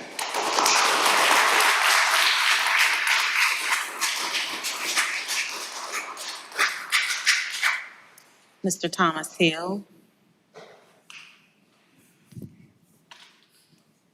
My name is Thomas Hill. I'm also from North Carolina. I appreciate it, the hospitality in your fine city. First of all, I've been helping the last 2 Fridays serving with Be Kind, Be Great. And I want to give some praise to Lieutenant Hall, I believe his name. He checked in on us last Friday. He gave us a thumbs up. He said his only concern was that we did not block the sidewalk and we did not leave trash. And I had assured him that we would leave the area better than we found it, and we did that successfully. I want to tip my hat to him, and I thanked him for being a peace officer. Man, we're not your enemy. I'm a member of Faith, Hope, and Love Enrichment Ministries in Gastonia, North Carolina. We have the largest encampment of unhoused people in Gaston County. The Gaston County has been fighting us every step of the way, but as soon as federal charges got filed in the case of Joshua Rohr, a homeless veteran, who, by the way, I've been threatened to be arrested at least 6 times with him flexing his First Amendment rights on the streets of Gastonia. I'm just here to say we're here to help and to cooperate. We aim to help our brothers and sisters. And if we're interfered with, we aim to misbehave. I'm not a violent man. I believe in the Prince of Peace, but I can tell you we're going to feed those. We're going to flex our First Amendment rights, our Fourth Amendment rights, and all the rights that our Creator have given us. So we mean no disrespect, but we serve a higher purpose, a higher law. The great legislator of the universe. That law circumscribes my actions, and I will not cheerfully conform to tyranny, brothers and sisters. And interfering with the Lord's work that Erica Brown's doing is just that. So if you need to bring the hammer down, I volunteer to be your nail. Just don't lay a finger on this lady, please. I'm not a threat to anybody except tyrants. So you have opportunity to show me from here on out where you stand. But I hope next time I'm here is to give you praise for making the right decision. Because all you got to do is look up the road to Gastonia and see how not to do it. Thank you for your time. Just out of curiosity, sir, do you know all the things that we've been doing as a community, as a city? I mean, because you've told me you've been here twice, but I mean, some of us have been here for a lot longer. Absolutely, and have been sir. Big advocates. And I think learning a little bit about what we've done as well and how we've outreached and how we're continuing to work, we're trying to find a safe environment. Our ultimate goal, and I want to be very clear about this because I haven't heard anybody, because 3 people who've spoken so far tonight don't live here on a day-to-day basis. And they haven't acknowledged all that we've done as a community. And we're continuing to do more. We're trying to build a center where we can provide all the services for those who are unsheltered in a place that is safe, secure, with everything from urgent care to clinicianal help to rapid shelter. We put in a rapid shelter system so we could start helping people get off the streets. So I just want you to understand that this is a compassionate, and you've used the word tyranny and all this. We're trying to find a central location that we can help get people in there that's safe in inclement weather, that's secure, that's got bathrooms. And I appreciate and I applaud y'all for cleaning up behind you. But the problem is the cleanup that goes on everywhere else. You're not the only group. And people do feed and they do provide, and then it becomes a nuisance. We've talked to residents, we've talked to businesses, and we continue to work. And I think Ms. Kamisha has opened up the door. Hey, if there's some better suggestions, we want to hear them. But please don't condemn this council, because we've done a lot more than a lot of other people. And this city is a compassionate city, and we're going to continue to be that way. I understand that, and I applaud you, sir, but a day in May, when you shut her down after 7 minutes, that was a failure. That was tyranny. Her civil rights were violated. That's unacceptable. Thank you for improving. You keep improving. I want to work with you. And I can do more on the street than I can with your Southern hospitality and your 6x9. But if that's what it takes, that's where we're headed, brother. Thank you for your time. Go back to North Carolina.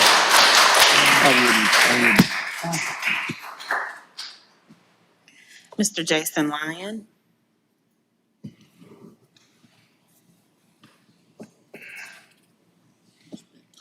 council members. Hello, Yes, sir. wonderful people of Columbia. I'm here on behalf of Be Kind and Be Great as well. I actually want to address something that you were talking about with the concerns for safety. That's a paramount issue for everybody. We're always worried about how do we keep our people safe, whether they're people who have homes or people in the situation of being unhomed.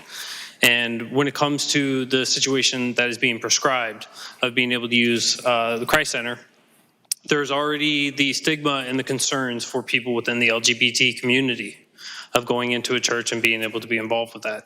This stigma's been around for a long time. So I would urge you to look at it from that lens to figure out what we can do in order to try to help facilitate that and make sure that we're working through that lens. Before you continue, I want to go my back to timer. the fact that we are, there is a lot of work that we've done behind the scenes again to make this decision. We cataloged all of the different meal services that are available in this city. Some of them are provided on private property churches. Some of them are non-religious groups that are doing a public good, public service. This would simply provide those who do not have private property a centralized location. And we have great partnerships with the Salvation Army, with United Way, with all of these different groups. And I promise you that there are actually so many meal sharing services that there's a duplication of effort going on. And we want people to be able to access things well and access them equitably. So, I want to remind you that Christ Central is just one central point that we are providing for those who may not have private property because of some of the concerns that the mayor has raised. So I think it's really important to be clear on what we have done and the understanding that this council has. We commissioned a study to understand for the first time ever what the landscape of services look like here. We spend $30 million approximately a year for homeless services. So it's not that the investment isn't there, and the city itself has almost doubled their budget for rapid shelter and some of our other services. So please, I implore all of you that are here, whether or not you're from Columbia or you're from North Carolina, do your research on what we've actually done before saying these very broad things that are not true. So I think that speaking to that. Yes, absolutely. I'm speaking to the rumors that we've been hearing. That's a legitimate concern. And what I want you to know is that my team is, my team is trained. We are, what is it called? Safe zone trained. So we're just not random people picking up, trying to go do anything. And we are compassion. And this is what I do before I came to the city. What I do is my heart's work. I appreciate And so I'm going to handle the people with care. I promise you that. It may not look like how you guys want it to look like, but I promise you, we're doing the real work. It's not a matter of if you guys are not doing this. I'm not saying that. I'm saying that there's a stigma out there of the concern for that. How do we break through that barrier? That's something we And I'm all going to ask got you to come figure out. see me. Let's sit down and talk. And let's talk about how we can all work together and make a good. Could I get my time back as well? Yes. Thank you. I just had it at 2. No, I appreciate it. But going into that as well, when it comes to the cost, of course, there was no fees being associated with this, and I'm glad to see those barriers being broken because there was the talk of having to do insurance or the talk of cleanup fees and everything else, and I'm glad that that's being resolved. But there is another issue that is there, in that when we have the centralized location and you're having more people come in to serve, you're forced to be able to provide more food in that instance for if you're going to serve, or you're leaving people out to dry. And so you have good people that are trying to provide goods and trying to provide foods, and if they don't meet a certain barrier, then they feel defeated, they don't keep coming back, and then we, over time, because of that cost prohibitive barrier, you're going to lose more people providing, and in the long run, you'll have less providers, and that's going to be, not to harp on from the North Carolina, but I follow these stories a lot, and seeing what happened in North Carolina, there were actually about 17 homeless people that had died just over the course of one winter because no one was able to provide for them. And so I'm glad that we do have Pastor Moses here, who's been there from Faith, Love, and Hope. And I think that he would be a great person for you guys to lean into a little bit and to help work with him as well, to find out some of the ideas he has and see if we can make this better. Because I think at the end of the day, we're all here to try to make this situation better. I don't think that there's really anyone here that is trying to say that, what we're doing is a nuisance. I think that if you would, I don't think that would be unbecoming, but I'm glad that you're retiring, Mr. Duvall. But apart from that, I think everyone else here is here in good faith, and I want to just see the best thing happen for Columbia, South Carolina. Thank you. Thank you. Mr. Mayor.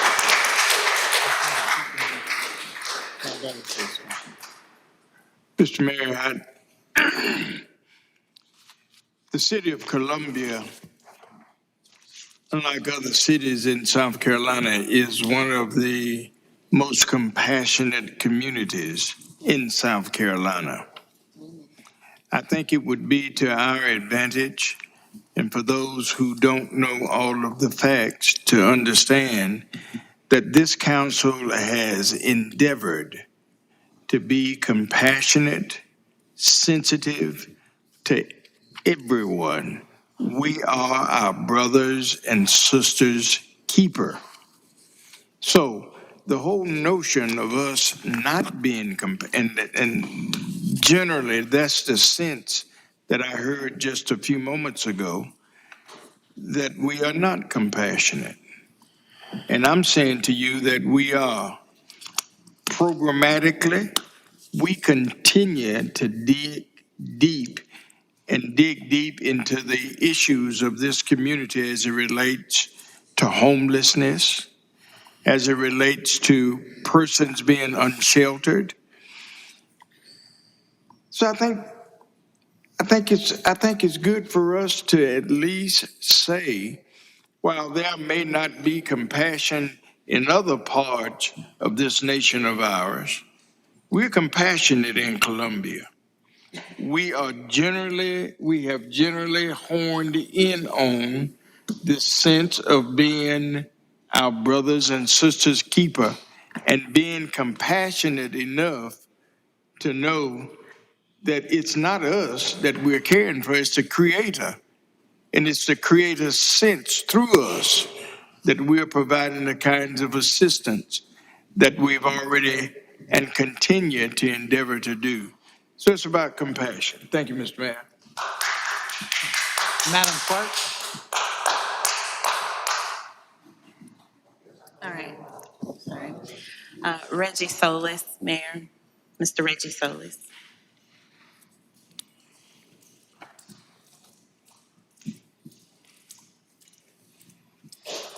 I'm back.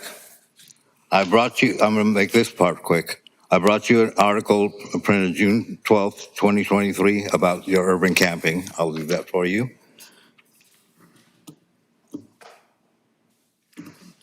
When Transitions tried to open, Cottonwood and Elmwood communities didn't like the idea. They protested that quite a bit. And now you're asking for more homeless people to be in that area. The handicapped and the elderly are not going to be able to make it there. How are you going to provide transportation for them to get there? Or do you expect them to walk 3 or 4 miles in 90-degree heat or 30-degree cold? And what's the solution? These people are not going to be getting food. That's what it's coming down to. You're going to make people starve, is what you're doing.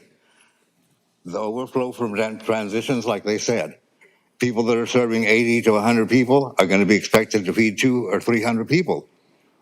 Are you going to provide the extra money for that? These groups can't do it. There's no way they can do it. So again, you're denying people food because these people are going to be able to do it. So you're telling me people can't collaborate? Huh? People can't work together? Y'all are talking They about work it. together. Every time you come up here, Reggie, you tell me what we're not doing, but you've not. But you're not doing it. What you're not doing is never coming up here and providing some constructive ways for us to improve it. You come up here every time. No, sir, it's not. It's just really gotten to a point where they would need to, where the people are. for you That's to, what needs to be if you done. want to work with us, then I'd like to work with you, but I don't think I'm going to get anywhere doing that. Because again, feeding on the streets, people are taking it to where the people are, and you're expecting people to walk miles to get to the food. That's not humane. That's not Christian. That's certainly not Christian. To make people endure that just to get a meal when people can take it to them. And Mr. Reggie, I just want to reiterate. The task force, I don't even believe in because you guys weren't doing anything good so I'm not far. talking about the task force, so let's not jump to where you thought I was going. I was going to remind you that churches like Washington Street Methodist, a lot of the downtown churches will still be serving on their private property. There's going to be multiple meal sharing options. And you're expecting people to walk there too? They already do. No, not the people down at the park and the river. There are a lot of people that they can't walk that far. They can't just, that's all there is to it. They cannot walk that far. And you're expecting them to go to a place down here. And we need to get them in, we need to get them ban. into a place that they can get service, because they don't need to be living in the park and they don't need to be living at the river if they can't get around. We need to get them into a place that provides wraparound services, and that's what we've been working with. So let's quit trying to say we can't do this, and let's figure out how we do it. By letting people serve the people that need the help, not by telling people that they have to go to a certain place to get help. Why should they, when people can go out in the field and help them? Why should they have to go to a certain place?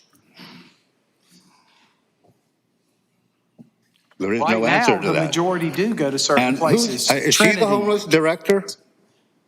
I'm sorry? The director of homeless services? Yeah. Because I didn't even know that existed until a little while ago. I've been doing this for 8 years. I've asked a few other people. Nobody knows she exists. I would beg to differ that a lot of people do, Reggie, and a lot of people who have been involved, and a lot of people, over the 200 people that we put through the rapid shelter, through the folks that we're helping. Look, I'm being honest. There's that permanently housed thing again. Half these people are going to be back on the streets. I've seen 4 or 5 people down there that are not going to succeed in that program. They're never going to get a job. They're never going to get a house. But is that the judgment? Is that the judgment you make, or is that something that's data driven? No, I know these people. I was out there for 6 years. I know these people. I know these people personally. And I know that they are never going to get a job. They just trying, their only reason to go to the rapid shelter is so they have a place to stay for 90 days. But you guys don't know that because you don't know these people.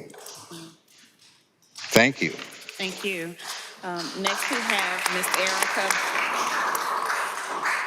Erica Brown. Miss Erica Brown.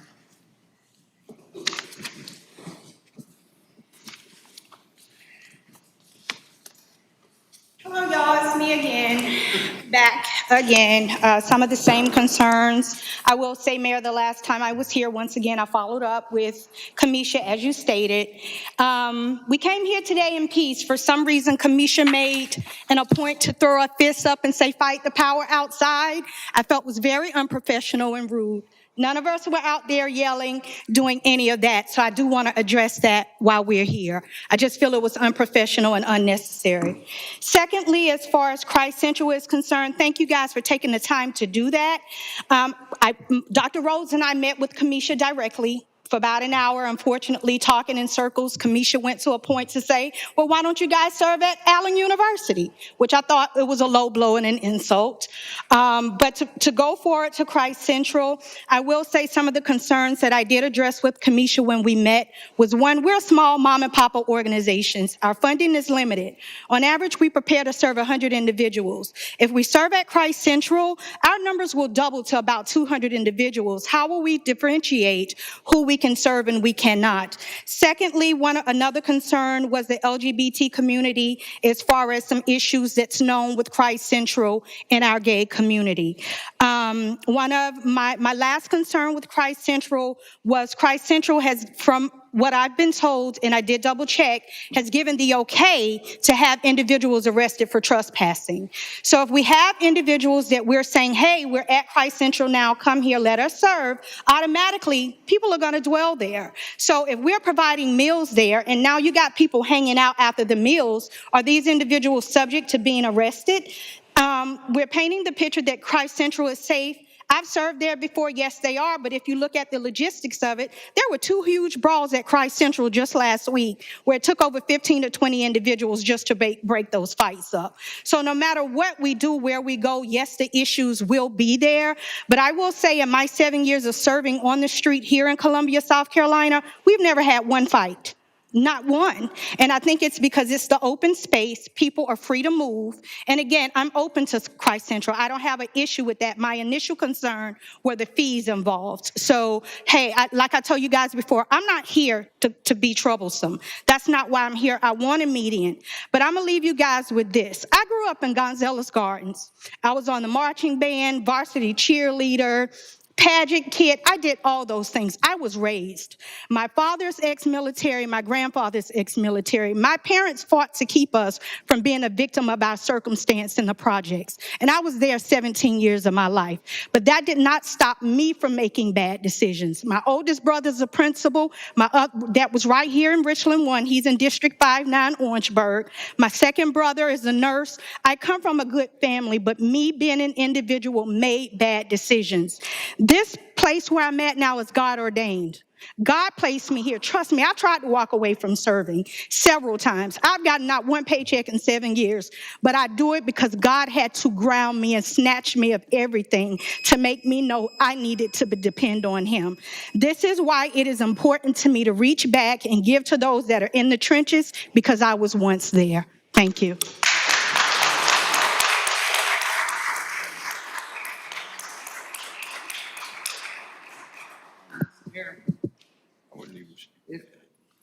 I just want to make sure I have your 3 points. One, is how you just focus on is there a way to get around that? And I'm very part of somebody else. That's your number one first. The second one, LGBTQ on how we address that and the stigma there, which is why we chose the neutral. It's not service oriented. There's nothing. It's just cafeteria. But let's talk through that. That's a real concern. It is, because there are some things on the back end with service providers that you guys may not know with Christ Central. So these are things that I know and I've dealt with firsthand. And I've had the opportunity to serve at Christ Central. All of us have, and trust me, there are reasons why we didn't go. Okay. It was about the police and the trespassing and individuals being arrested. Okay. Works for me. Yes, sir. And happy birthday also. Thank you. Yes, sir. Yes, sir. Third time.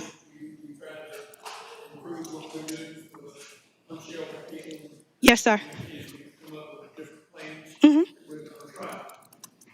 I want to suggest to you that maybe you need to change the focus of your ministry.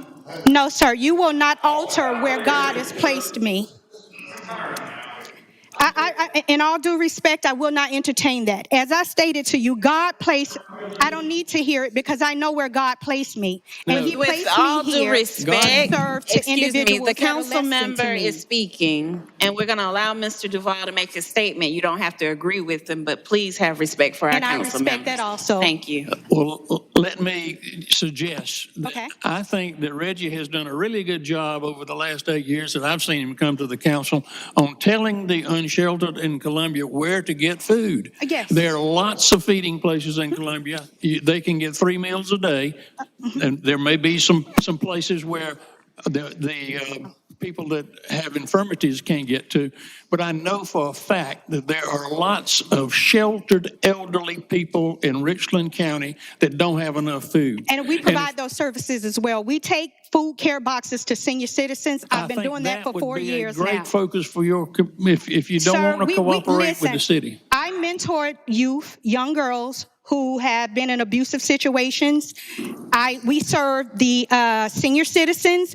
We have a scope of things we do. So serving the unhoused is just one. So you will, and it's far beyond the scope of just serving the unhoused. I've worked at with the girls at DJJ. Trust me, I was one of those troubled youth. So anything in my life that has been affected, I double back. My grandmother raised me, important person to me.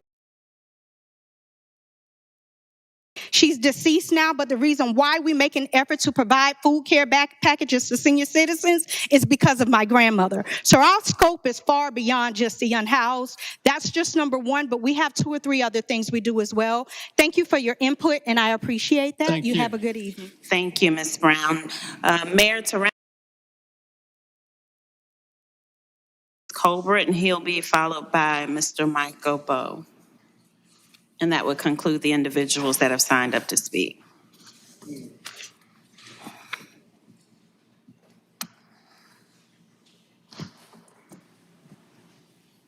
evening, Mayor, Council.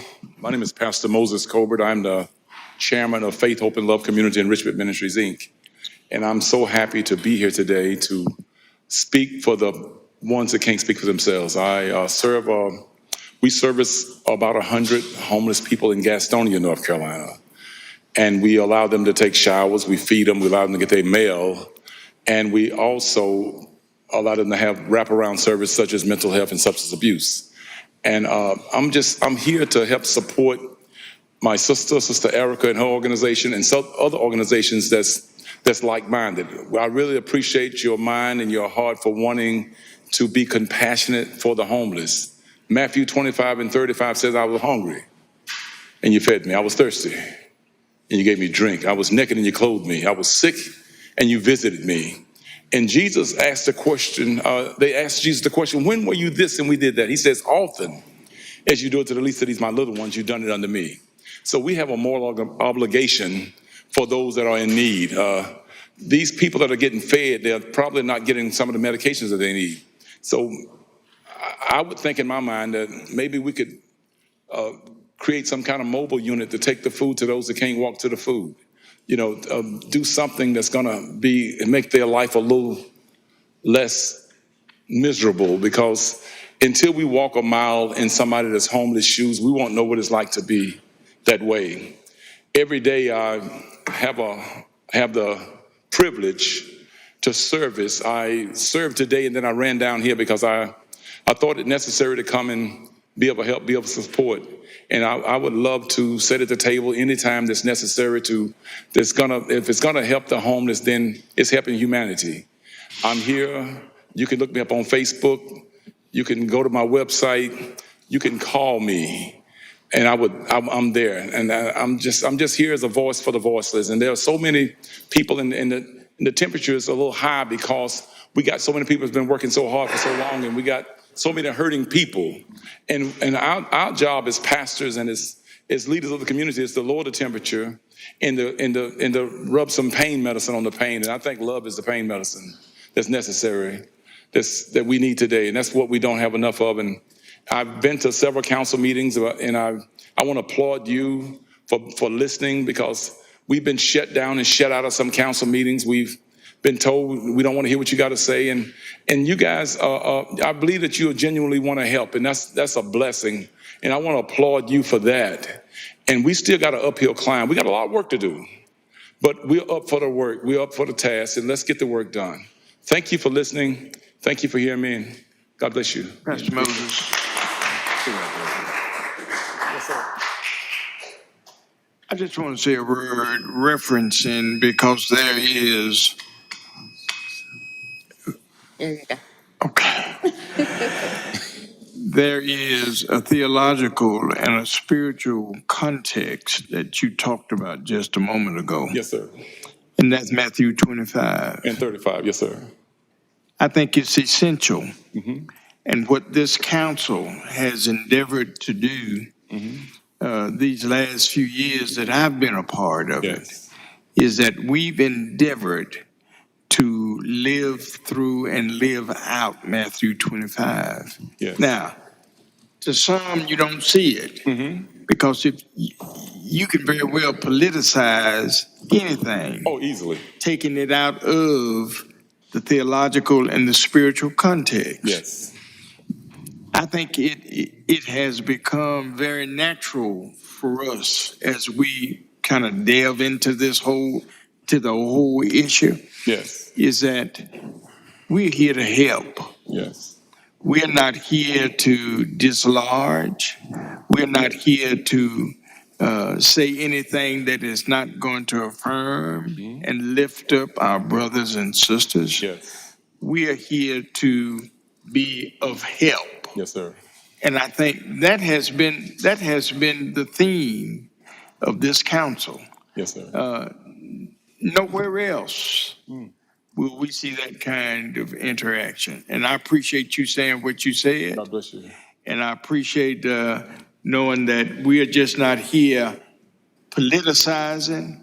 but it's theological and spiritual. Yes. Thank you, sir. God bless you. Well, it starts with one, and I think we're on second base. Yes, Let's sir. just get the home plate. God bless Thank you, Pastor Moses. They got to keep you. Amen. Thank you.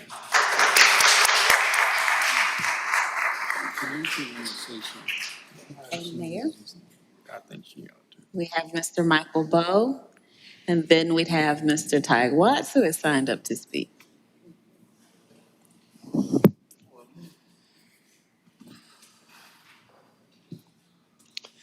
You may remember me from several months ago when I presented a petition of 120 signatures representing businesses and communities, residents in the community of Elmwood and Assembly Street. The petition dealt with increase in bad behavior in Columbia. I don't know what was done, but we experienced very significant decline in public urination, defecation, panhandling, intimidation, public nudity, and loitering. It's been a relief not having to deal with this undesirable activity. I and others in the area were pleased with the improvement. Thank you very much. I intended to express my appreciation earlier, but my schedule prevented me from attending. The bad behavior was never eliminated, but was significantly reduced. Unfortunately, it has increased again. Over the last 3 nights, I have pictures of people urinating in the alleys and fights. I will not mention the disgusting items I found on the sidewalk in the last 3 days. It's time to take action again before the bad behavior escalates to the level it was before. Consistency is a cornerstone in changing behavior.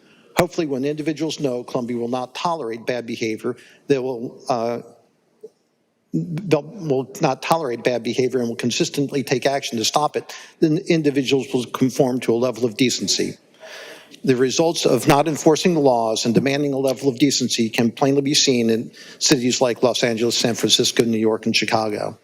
The good people of Columbia and South Carolina deserve better. I'm convinced with good, strong leadership, Columbia can improve the living conditions for all, including the unsheltered. I would like to comment on the pop-up feeding programs. The individuals conducting the programs have a very compassionate heart and deserve everyone's appreciation and respect. They are providing the comfort to individuals in need, as we are all called to do. I agree with that the solution is not with government, but with the people. Unfortunately, the unintended consequences of this action affect others in the community. The homeless gather in the feeding locations. Frequently, the food is provided in disposable containers, and it ends up on the streets and sidewalks.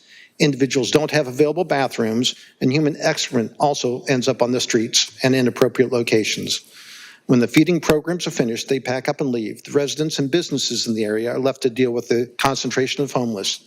No one wants to see the homeless suffer, but no one wants to walk through puddles of urine and piles of feces.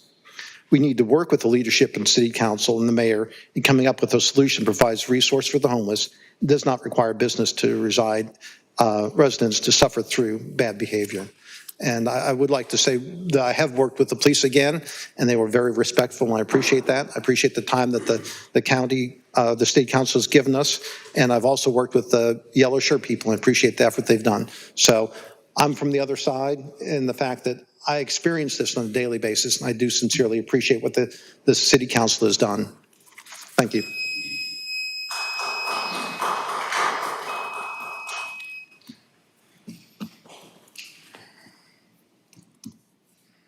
Good evening, Mayors, Rickman, members of council. I want to come to you and share the words that Larry King told at least one of his 7 wives. It's been a long meeting, and I'm not going to keep you very long. However, Mayor Rickman, I do want to let you know I gave you the best possible birthday present ever by lip-syncing happy birthday and trying to, instead of singing in the worst monotone voice there is. So with all that said, I'm not here to add on to the conversation about homelessness, but I'm actually here to move on from it. And thank you for your action on item 43 today with the unanimous resolution. And thank Councilwoman Herbert for helping lead the effort, and every single councilman from Will Brennan to Howard Duvall to Ed McDowell to Peter Brown and of course Dr. Bustles. Our unanimous support is a truly historic vote for a truly historic undertaking to bring Neighborhoods USA, a conference I care about very much so, to our community. And because of you and your vote today, we are going to be able to have the ability to possibly share our stories with the rest of the nation and hopefully the rest of the world beyond that. Because as we all know, once very good president of these United States said, everything that's good about America has started within our neighborhoods. And I won't tell you which president that was. I'll let y'all figure that out later. But with one last thing, your vote today was also the best possible way to help bring Deborah Christie's culmination of her career as a community development director one step closer to history. And I make this promise to you, I will not stop until we bring this conference here to Columbia and Richland County, because it's not just the city of Columbia, we're teaming up with Richland County as well, and I know between all of our combined forces, we will show what is good about America's neighborhoods. And I did it with less than 3 minutes. Thank you all.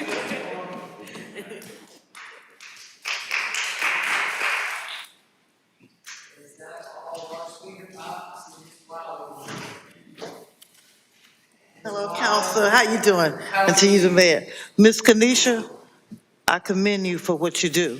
I didn't know what was on the agenda today because I just came off vacation, but I want to commend you.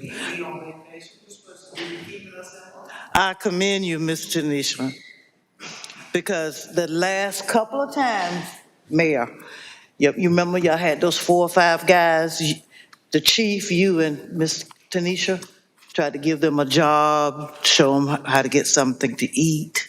The little guy that had the little thing on it, and they ran out the building. You know, I be at every city council meeting, but don't you let them pull you down, because they got food banks all over.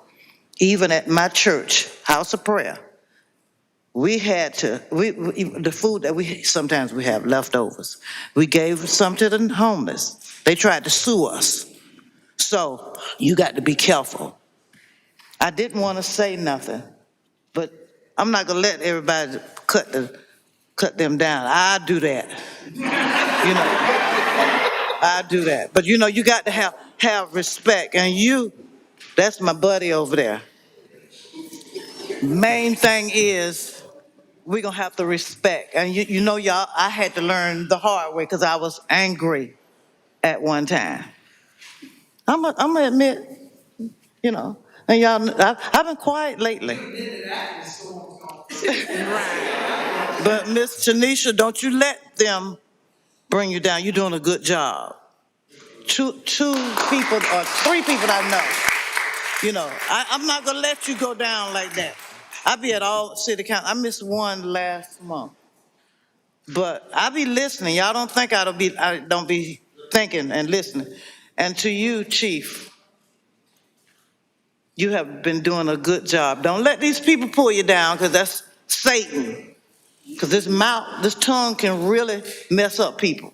And you're not gonna talk about our city council. I don't agree with a lot of things y'all do, but you know, I pull you to the side.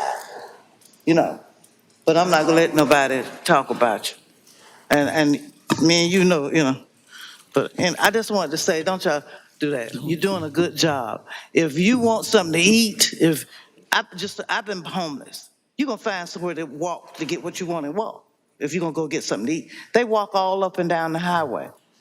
And that little man with the little hat, y'all tried to give him a job. He told me his back was hurting. I heard all that back there. I got good ears, but I want to thank you. Ready? With that,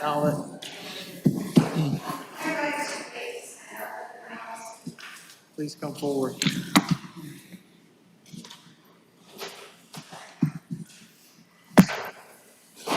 State your name for the record. Yes, I'm Dr. Casey Whitener. I do live here in Columbia. I teach at the university. I think the concern on our side, where we live, in our county, I'm the Richland County chairperson for the Libertarian Party, is that government solutions frequently do centralize, they frequently do come with a lot of regulations and restrictions, and they frequently do leave people out. So our hope is that decentralization, or enabling citizens to come forward and do good work without being harassed by law enforcement.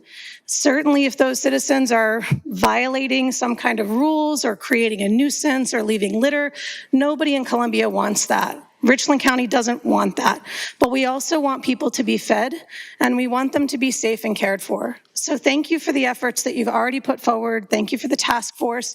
Thank you for working on behalf of our citizens to try to work on this, but we're never going to solve homelessness. And government is certainly not going to solve homelessness. If they could have, they would have already done it, right? So could we just together work as citizens and individuals to care for one another? I think that would be a good effort on all of our part.